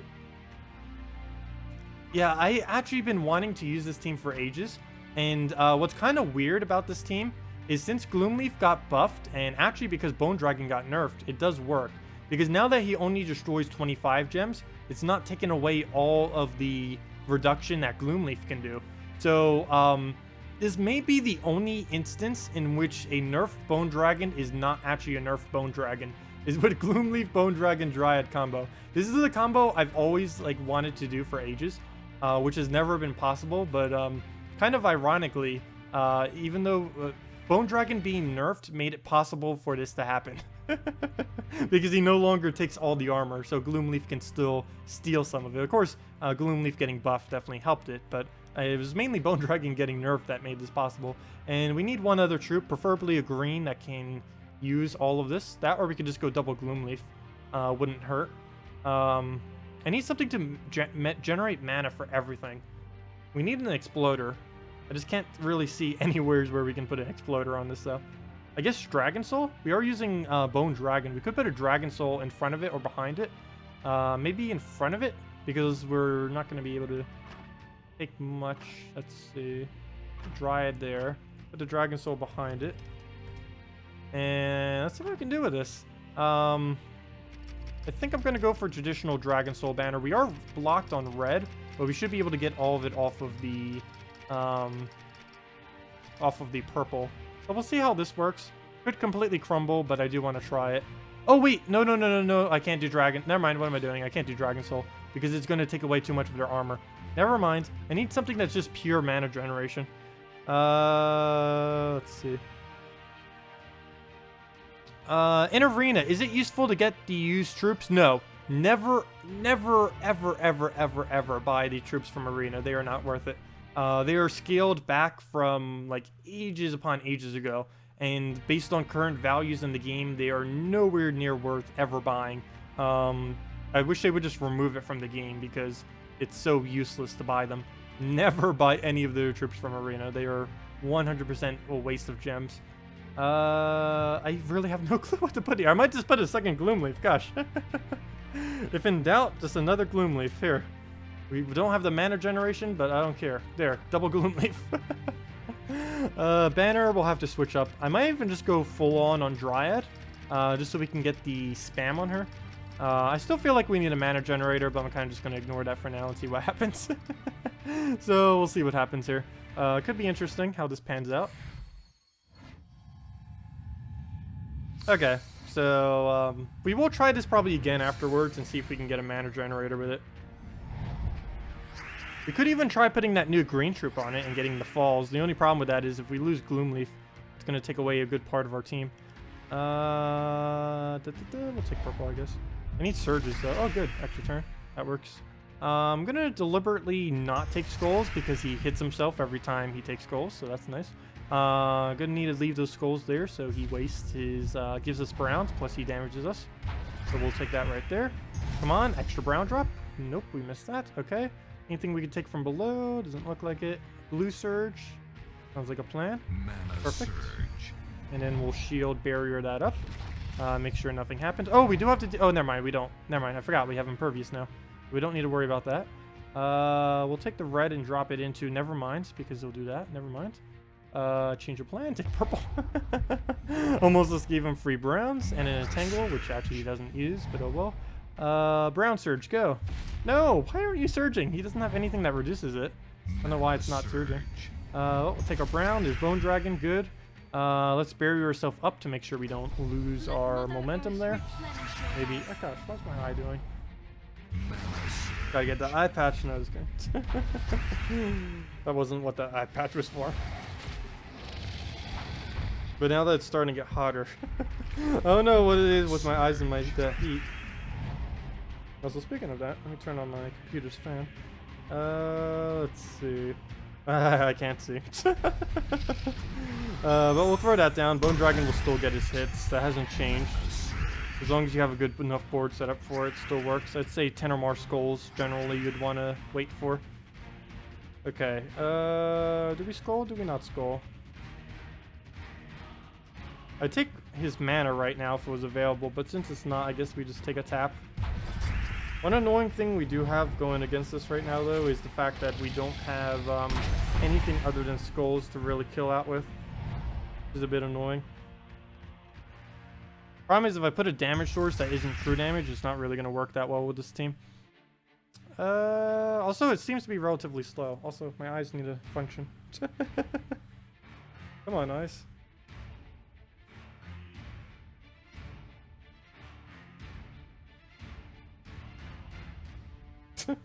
Sorry about that.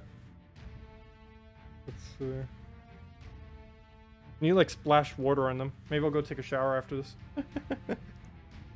I don't have any water right here. Actually, I do have water right here, but it would make a complete mess if I try doing that right here. Let's see. Eventually, I will have vision, and then we can play. Vision is really important. There we go. Now I have like an eyelash stuck in my eye. Or it feels like I do. There we go. Fail. Stream fails. It sometimes happens during recordings too, and then I just restart. I don't bother doing any recording, but of course I can't like restart a stream. Whoops, I was going weird. There's no restart for that. But we'll do that on first lot since we can just get that away. Oh, I should have taken the green first. That's my bad. Order. Bad sequence there. Well, we can take those greens instead, but we could have had full mana if I would have taken the initial ones. Let's see. I'm tempted not to take those skulls. I really have no need to actually take any of these skulls, mainly because he's going to do just as much damage to himself by taking the skulls himself. So, because he's still getting the thorns reflect on him. Also, I think we might die from the AoE damage, it looks like. That is something we don't really have counter to. So yeah, this team kind of flopped a bit. So we'll just have to shield back up. We'll still have the Bone Dragon to be able to use, but we'll throw that down. Get more barrier, more reflect. I don't even think we got a single Gloomleaf off, which is pretty bad. As long as we can keep our initial Gloomleaf up, should be able to win. Okay, so we can do that right up here. Take the armors. We'll have another barrier too to use soon, which we'll probably have to use to protect one of them, since Gloomleaf is kind of already big already. Okay. Hey, got the garbage can. Score! But, let's see. The irony of that. Can't say. Well, he just killed himself off thorns. That's nice. Do we bother burying one of these? No, not yet. We'll just make a super tank. I should probably do that with a Gloomleaf. Just make it into a super tank on some kind of team. We could use like a Emperina or something on it. I haven't bothered trying to do a super tank yet off of a Gloomleaf. I think we could get away with it now that it has immunity to both Deathmark and Devour. I'm pretty sure we could get away with it. Oh, don't double skull. So I guess against Thorns it doesn't really matter too much. But one more tap will do it. Yeah, definitely not the best of teams. Definitely needed a mana generator instead of a second Gloomleaf. But right after this battle, I think I'm going to go try the other thing. Put Mercy in last lot. We need another yellow on the team. You can't just have Mercy to feed one troop. The only thing that has ever worked for as far as teams within this game has been Valkyrie. You can't really do it with a Dryad because Dryad's never going to give enough mana generation back to your Mercy because it's only 8. Valkyrie could because it could do an entire convert, and that entire convert could be as much as like 30 plus mana, which definitely made it enough to feed everything it needed to, plus go back to Mercy. But if you do a Dryad, the most it's really going to give you, even if you get lucky, is about 20 mana. So, and generally it'll only give you like 4, 5, 10, something like that. And that's normally not enough, especially since a good majority of that's just going straight into your Gloomleaf. Mana surge. What do you mean 400 plus gems for a common, rare, and ultra rare? Seems like a good deal. Yeah. Whenever anyone mentions that, 400 plus is, wait, 400 plus gems for a common, rare, ultra rare.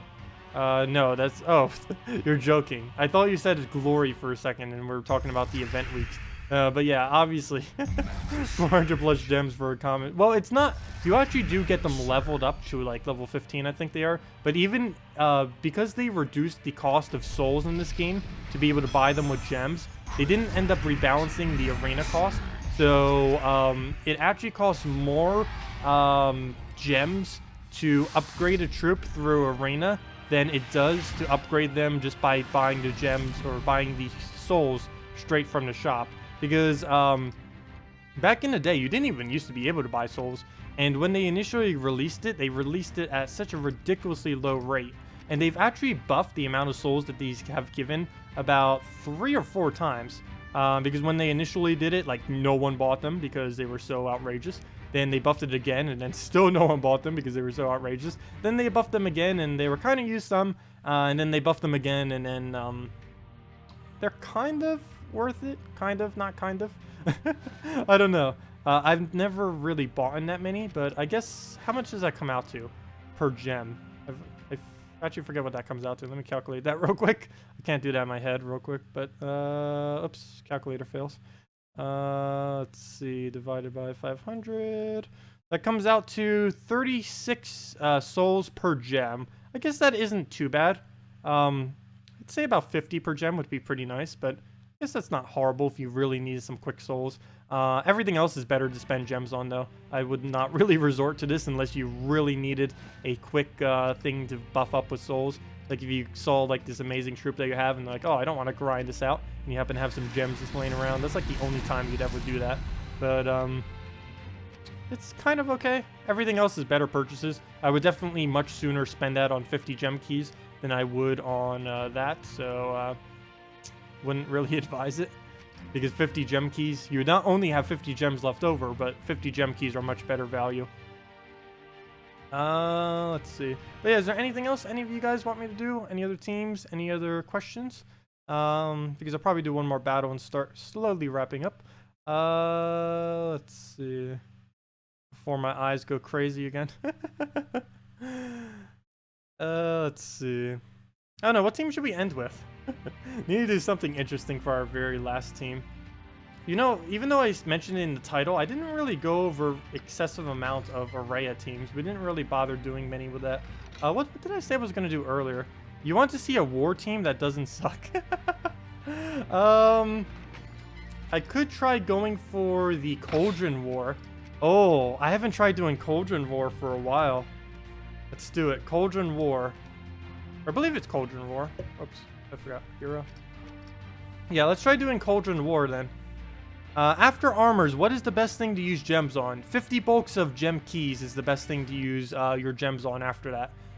The reason you buy in 50 bulks is because it's slightly cheaper. If you buy them one by one, it costs 50 gems per key. But if you buy them in 50 bulks, it only costs... oh wait, sorry, not 50. It only costs 10... If you buy them one at a time, sorry, it costs 10 gems per key. But if you buy them in a 50 bulk, it costs 9 gems per key.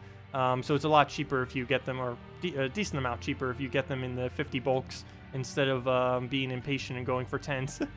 But yeah, either 50 bulks of gem keys, or if the event troop is decent for the week, event keys. Currently, the event on PC Mobile this week is pointless, really, really weak. It's only a silent one, so it's not worth doing that. Even on those weeks, it's normally better just doing gem keys though, unless you really want that specific troop, mainly because gem keys will overall give you more troops. Event keys are only used if you want to focus now on a specific troop on certain events, and currently this event is a pretty bad one as far as drop table on the event key. For console players, it's a bit better. You guys have Inferno King and the new Monolith troop in the drop pool, as well as Desdemona, which is a pretty nice drop that you can get from it. And as well as Amnesia as a slight chance if you guys have that yet on console. I don't know for sure if you guys got that mythic. I believe you have. But yeah, let me go to the war team I suggested. A war team that is not horrible. Oops, I forgot. Endless. Endless is the easiest way to find him. Okay, so War, Cauldron, Valkyrie, Apothecary, I believe is the team. Does that cover every color? If that covers every color, then that should be sufficient. I think we're missing one though. Might need to throw a Dragon Soul? No. Can't throw a Dragon Soul in that. That would be too blocked. That'd be way too blocked. I can't remember the exact team I ended up doing with this. I know I tend to love putting Apothecary, Valkyrie Apothecary on it, but I feel like there was something else I put on this team that wasn't that. What colors are we missing here? Just purple? I believe it's just purple. I think we'll run with this. Yeah, I think we'll run with this. Should be fine. Okay, let's see what we can do here. Of course, banner, we'll just go and try feeding Valkyrie as much as possible. To do this and to go all overboard with this, I'm just going to go double yellow. Double yellow. Get this up quick. And... oh no! Humility Draculus. At least this team isn't too bad against Humility Draculus. But I don't think we can make this win too quickly. It's going to win... I can already guess it now. Let's see what time it is. It's going to take about 4 minutes to win this battle. It's going to take about 4 minutes, unless we get a really lucky cascade, which that is actually relatively slow to win a battle in. But we'll move that down. Anything above 2 minutes is relatively slow compared to other teams, which is actually quite a few of the teams I use on stream. Oops, I forgot to take the scroll. That was completely my fault. Whoops. Let's see. Brown? Brown? Purple? Red? Do we really have to just waste this on brown? Looks like it. So because of that, we'll just take mana instead. We'll let him poke on the skull. Oh, I need to make sure we don't poke too much, though. We have Inferno armor, but that doesn't really help much. Isn't really doing anything. Don't really know why they added Inferno armor to him. But we got Cauldron. It begins. Oh, it begins. We got all of our casts. Now, if we're going to make war good in any way, shape, or form, this is how it's going to happen. Okay, we got everything in place to make this work. Let it begin. Cauldron. Road to 1000 damage. Cauldron into Apothecary. Into. Oh no, we don't have a good Apothecary cast. The plan is ruined.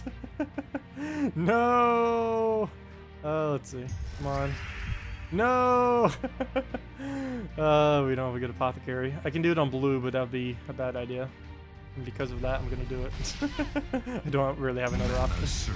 Well, there we go on his skull damage. Still not enough to kill. He's that much skull damage and he still can't get a kill. Because he doesn't have true damage anymore. Oh no, he does have true damage. He doesn't have the fiery burn thing though, which we actually haven't gotten casted yet. Well, we can actually get a Valkyrie cast off. Nice. We somehow managed to get alignment with only 2 on the board. Oh, except I did it on... Except I just did it on the brown we needed. Fail. So I just replaced one problem with another problem. I fixed the blue problem, but now there goes the brown problem. Fail. But there we go. Super war. One shot everything. Okay, we're good to go. It wasn't for the fact of horrible moves on the board, but... Valkyrie we can actually wait a turn on, so we can get war up next turn. But everything from here is just one shot. Oh yeah, I forgot, he extra turns automatically. Oh, that's pretty nice. So we can actually get his ability up and keep one-shotting them. Oh, so this team actually works a bit better than I initially thought. Ah, and I was wrong, it wins in about 2 minutes. I actually completely forgot. I don't know how I keep forgetting, but I keep forgetting he got the ability to do an extra turn. But yeah, you can just extra turn cycle with a Valkyrie Apothecary, Cauldron him up real quick, and kind of go from there. It's still not a really quick team, but I guess it kind of works, kind of. Kind of. Oh, why did I take red? I took that to try to get Valkyrie up, and I was like, whoops. War blocking. That's always a big problem of using a Mythic in first slot. You have the issue of they block like all of your mana. But there we go. That's match right there. It doesn't even matter what the board is at this point. Never mind, we already won. Oops. I didn't mean to win that way, but okay, there we go. Let's try this actually one more time. It is kind of interesting. I didn't think of that because you could do the one-shot cycles. Not against the... no queen map, no. No queen map, no freezing. No freezing. Repick. We do have cleanse, but I still don't want to deal with it. Okay, here we go. Here's a really solid team, so we'll see if we can actually win against this. If this war team can win against this in... Okay, we're at 202. So if this war team can win in under 3 minutes, I think it's okay. At least war isn't completely horrible anymore. So let's see. Horrible board. We'll go for red. Oh gosh, I keep forgetting red blocked. Hate that. But I can't take yellow, so that's not really going to be helpful at all. So we'll just go to the original move I was going to do, which is this. Go to the double yellows. I mean the double greens. I don't even know colors. Good job. We'll take the red into yellow. Need to start getting that Valkyrie up as much as we can. Good. We can just take another yellow pair. That would be amazing. Well, let's go on a brown. Start getting the Cauldron up. Oops. Blocked again. I hate mythics. I hate mythics with a passion. First slot mythics. There's nothing I hate more than putting a mythic at first slot. But if you're gonna do a war, you kind of have to. You could do second slot, but now that Skull Spam isn't as used, now that Bone Dragon got nerfed, I guess we can kind of first slot it. You get to utilize his damage more, of course, if you do that. Well, he gets Bejeweled. Hopefully misses on extra turns. Good. Do we bother on the skull? Yes, we do, because we can get a lot of mana on the way. We'll do that, into the skull. Oh, if that would have true shotted, that would have been enough to kill. I'll be saving this for the famine. Hopefully we can kill. 83 damage, not enough. We'll need another Cauldron, so hopefully we can get Valkyrie going for us. So what is that? 1:30 so far. So yeah, it is starting to head towards the slower end now, unless we can get this loop going right now. And there goes our death. If we can't get this off, we just lost from that. So let's see. Come on, Apothecary, align yourself with something other than blue. Nope, doesn't look like it. I can bait out a skull though, which will delay at least one turn. and maybe we'll get a Valkyrie off that might be able to set up an Apothecary. So hopefully that will happen. If not, we are in trouble. Okay. Nope. We can convert out blue. Oh, we could actually use this on yellow. We don't need to. This is actually denying us a lot, and it's not really giving us anything. Oh, I should have done war first, I guess. Can we get our Apothecary off? Yes, we can, but I can't Cauldron and do the other thing at the same time. Okay, so we'll have to Cauldron first. That'll give him enough HP so he doesn't die. And then we kill Famine. Oh, Inferno Armor actually did something. Inferno Armor actually did something. First time I've seen an Inferno Armor ever kill. Okay. And now we can start doing what this team is made to do, which is just one-shot everything off of a war. Mana surge. There we go. Don't revive. Thank you. And that's match. Oh wait, or is this match? It needs to do true damage for it to be a match. There we go. Because he doesn't have the 2x skull when, I don't know why they removed that. I really wish they would move it back. Like, I love Inferno Armor, but why on earth would you give it to something that does not need that trait whatsoever? I wish they would give back his old trait. But, there we go. There's war. He won in, what, 3 minutes? About 3 minutes. Yeah. He's still towards the slower side. He's not horrible now, but, yeah. I don't know. He's one of those mythics that it's just the fact that they use so much mana makes them not good. Even they could have like some of the best abilities ever. As far as like extremely high mana cost mythics now that are kind of extremely worth it is like basically Amnesia and Fairish Ra. Famine I don't consider extremely high mana because it's 20. It actually has the lowest mana cost of any mythic, which is also makes them the best mythic. I guess Death is kind of good too with pretty good value, mainly because of the death marks. Did Christinax get nerfed this last update? No. Christinax did not get nerfed at all. I believe they fixed the slight error that it had. But other than that, I don't really think it got nerfed. Well, it didn't, stat-wise didn't get nerfed. It's exactly the same as it's always been. Yeah, they fixed the number, so that number isn't glitched, and it also doesn't glitch the boost ratio or anything now. So yeah, they end up fixing that. So, there's like no issues that there's like no little glitches that make it do a little bit more damage. So if you consider that a nerf, then I guess it got slightly nerfed. But as far as its ability, it does exactly what it's supposed to do. It just as it says, which is what it's supposed to always have been doing. But all they really did was just fix the bug with it. So unless you can't consider the bug fix as a nerf, then it did get nerfed. Otherwise, no, it's exactly the same, or at least how it should have been behaving is how it is behaving now. Christinax is still ridiculously strong, and definitely like one of the 5 strongest cards in the game, I'd still say, because it not only has a powerhouse of damage, it has board control, and it has a summon. It does pretty much everything you could ever want from a trip, all in one nice bundle. Plus it has Stone Skin, plus it has Enchant, plus it has immunity to Entangle. So that's pretty nice. Let's see. Hey, Tacet, what's your anti-Emperor Corvash Valkyrie Justice Mab? I have been noticing that team has been getting some drains on me, and I haven't been able to deal with it's mainly the Queen Mab that ends up getting me. Normally, I just put an Impervious first slot and go from there. Pretty much any Impervious first slot team is what I end up doing to counter that out strong. Just get an Impervious in first slot. I'd say either a Behemoth or a Gloomleaf would probably be best. But you can just put any Impervious up there and go with any team, because it's mainly I find it's mainly the freeze in that team that ends up getting me. It's not really the Emperor Corvash as much, because you can quickly kill out the Emperor Corvash. He doesn't have Stone Skin anymore. He's not that much of a threat.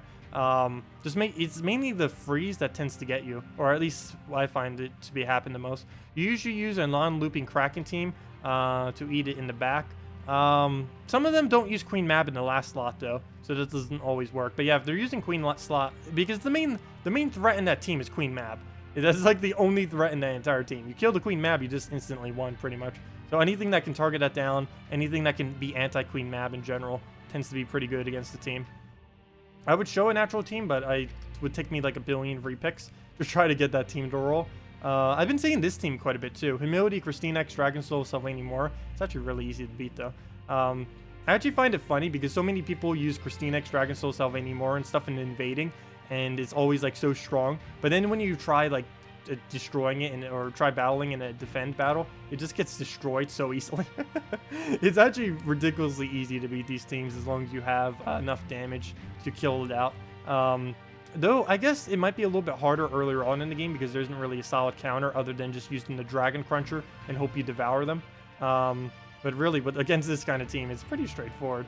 I'd probably say true damage is actually the best against it since you can get the pretty quick Ssaszix kill. Plus, you don't have to worry about Humility doing anything weird. Let's see. Let's see. Wait, for an anti-justice team? Wait. For an anti-justice map team, normally for an anti-justice map team, you just have to deny their blues. That's about the only thing you really need to do for, let's see, can we find one here?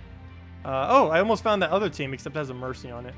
The Mercy variant is really easy to beat because all you have to do is make it so the Mercy misses its ability, and then you instantly win. Let's see if I can find one of those two and end it at that, so we can explain one of those. Let's see, is this it? No, that's not it. That's not it. Kofishis! Oh, the Kofishi! Oh, wow. Look at this level 78. Look at this guy. He's got a Emperor Corvesh. He's got a Kraken. He's got a War. Oh, this guy must be really happy. War with first trait early on in the game is absolutely ridiculous. That's probably the biggest buff he got is early on in the game because he has a much better first trait now, and he has a lower mana cost. He gains the extra turn if he gets the kill, and yeah. War early on in the game must be absolutely broken beyond all belief. But later on, he kind of just falls off into uselessness, which is kind of weird since he's a mythic. Most mythics actually improve as they get later into the game, not get worse. War's a bit weird that way. Let's see if I can find one of these two. If I don't find it in a few repicks, might just have to make my own or something. Let's see. I could always do... Oh, that's not it. Well, here's the general Queen map team. You said how to beat a Queen map or a Justice Queen map team. Normally, you just have to deny their blues, and we might as well just throw anything that has a Ssaszix in it to be able to do that, because we can just remove their blues pretty much immediately. Using a Gorgolfa or anything that has Stone Skin is also pretty good, because you'll want that skull reduction. There's also another troop coming this Friday on PC and mobile. The next Mythic has a 80% skull reduction.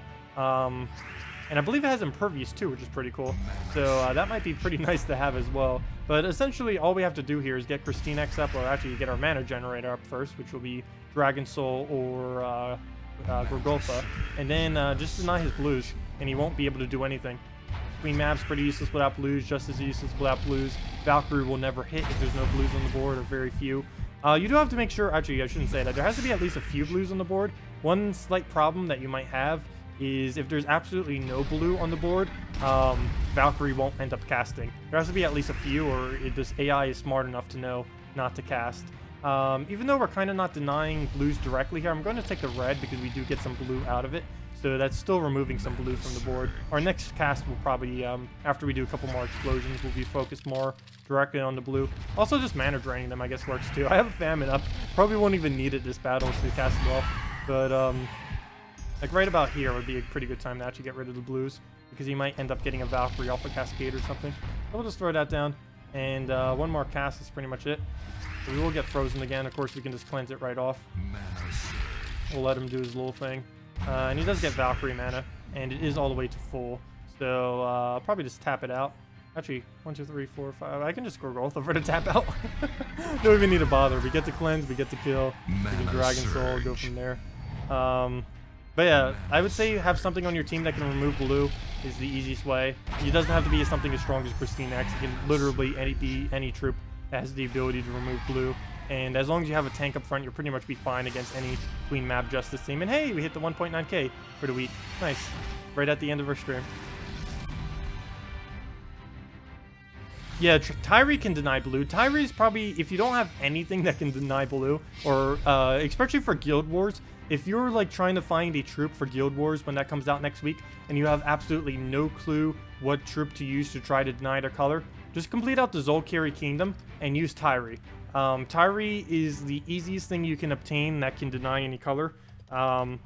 It's not really too efficient if you're going for like a high damaging team, but she has some really decent board control. She'll destroy a bunch of gems of a chosen color. She gains a little bit of gold. She gains a little bit of maps for you, and you can also use it with things that scale based on maps. And she has a pretty low mana cost, only 8.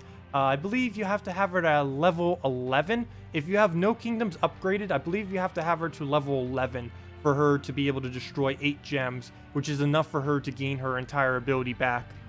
Which allows you, once you get her to that point, it really opens up what you can do with her. And you get that pretty early. You can get that, if you pretty much get that as soon as you rush to her. If you were to just like start out and then complete the entire Zolkiri kingdom, you could have that within like 1 day, not even, like within a few hours, not even. And you could have her ready and just use her in Guild Wars. You can use her to deny any color you'd really ever want to. Really good board control. It takes a little while to get used to how you do a remove from the board. Christinex is the same way, it does the exact same thing, except Christinex removes them. She actually destroys them, and that means you actually gain the mana when you destroy them. Whereas with a Christinex, you only remove them. But there's quite a few potentials that you can do with a Tyree. Definitely a pretty good option if you don't have other troops. Like for example, we can look up like remove blue right here. Okay, it won't make it that easy, will it? But we can do remove, and it brings out everything that has the ability to remove something. Let's see, what are the things that remove blue? I don't even know off the top of my head. Oh, Stargazer. First turn Stargazer with the empowered into attack raise is not bad. That removes blue. Is that really the only one? Are you kidding? Is that really the only thing that removes blue directly? Other than, of course, the ones that you can focus on it, like Tyree and Christinex and stuff, or Gob Chomper and all of them, or Astral Spirit. Those all hit on all of them. But yeah, I did not realize that. Stargazer is the only troop that directly removes blue. I did not know that. I think there's a hero weapon that does it too. All red, all purple. Nope. Oh wait, there might be up here. Remove. Yeah. Go Spain also does it, though I'm pretty sure no one's going to use that weapon. Let's see. I didn't realize so few things actually removed that color. But of course you can just use any of the ones that can remove any of them. Let's see. And wait, and with a surge and the right banner, you can get Tyree in a turn, right? Yeah, you can get Tyree in 1 turn. I normally don't build for 1 turn Tyree though. The mana is almost always better used on a different troop than Tyree. I prefer just 2 turning it instead of 1 turning, unless you're using something behind it that's really focused on that mana. Another reason why I tend to never put any mana into her, the main reason for this is if your Tyree can destroy 15 or more gems, which a good majority of people's Tyrees can. When you're first early on in the game, you can't. But if your Tyree can destroy at least 15 gems, I would advise never putting any banner towards her. The reason for this is you can just aim at purple or green and remove them from the board, or destroy them from the board, getting all their mana plus generating it for your team. And if you set any banner to these colors, it'll be less effective if you destroy them from the board. So generally, I never use her color on, I never use a banner that gives her any colors whenever I use her. I just try 2 turning her, hoping that one of the 2 pairs will surge, which will give her full mana. And then we just use her on either green or purple, if either of them are open for a move on the board. And then you can just start using them on whatever colors you need to deny, like blue or whatever else that you might need to deny in a specific match. That's generally how I use her, and just don't set any banner to her. This is my preference for it. You could always set a banner. It's not, of course, you don't want to remove the colors that you get extra bonus from, because destroying them will always be a 1-to-1, regardless of if you have a -1 from your banner, or like a +2 or 3 or 4 or 5 or whatever. It always gives a 1-to-1 when you destroy them, so do keep that in mind. And that's just why I don't happen to use it. But anyways, that'll wrap it up for this stream. Thank you all so much for joining us tonight. Next stream will be on tomorrow night from same time, 8 p.m. till 10 p.m. Eastern Standard Time. Won't really have anything new to go over, though we'll probably just kind of mess around with maybe some kind of Pansvale team, or maybe with the new Green Troop a bit more. New Mythic is coming this Friday, do keep that in mind, so you might want to save some gem keys or something for that if you happen to have them laying around, or if you're thinking about using them now, you might want to save them till then. Actually, then again, you might want to use them now, because if I'm not mistaken, the next Mythic, I'll need to double check that for tomorrow, but if I'm not mistaken, the next Mythic actually isn't that good. It's basically like Gorgolfa 0.5. It's basically a weaker version of Gorgolfa, so we'll have to see exactly how it functions, but I don't think it's going to be too worth it. Anyways, hope to see you all tomorrow. Have a wonderful, wonderful week. Hopefully they'll finally have the redeem codes and the Guild Wars working by next week. Hopefully. They better. But anyways, have a good week, everyone. See you all later, and goodbye.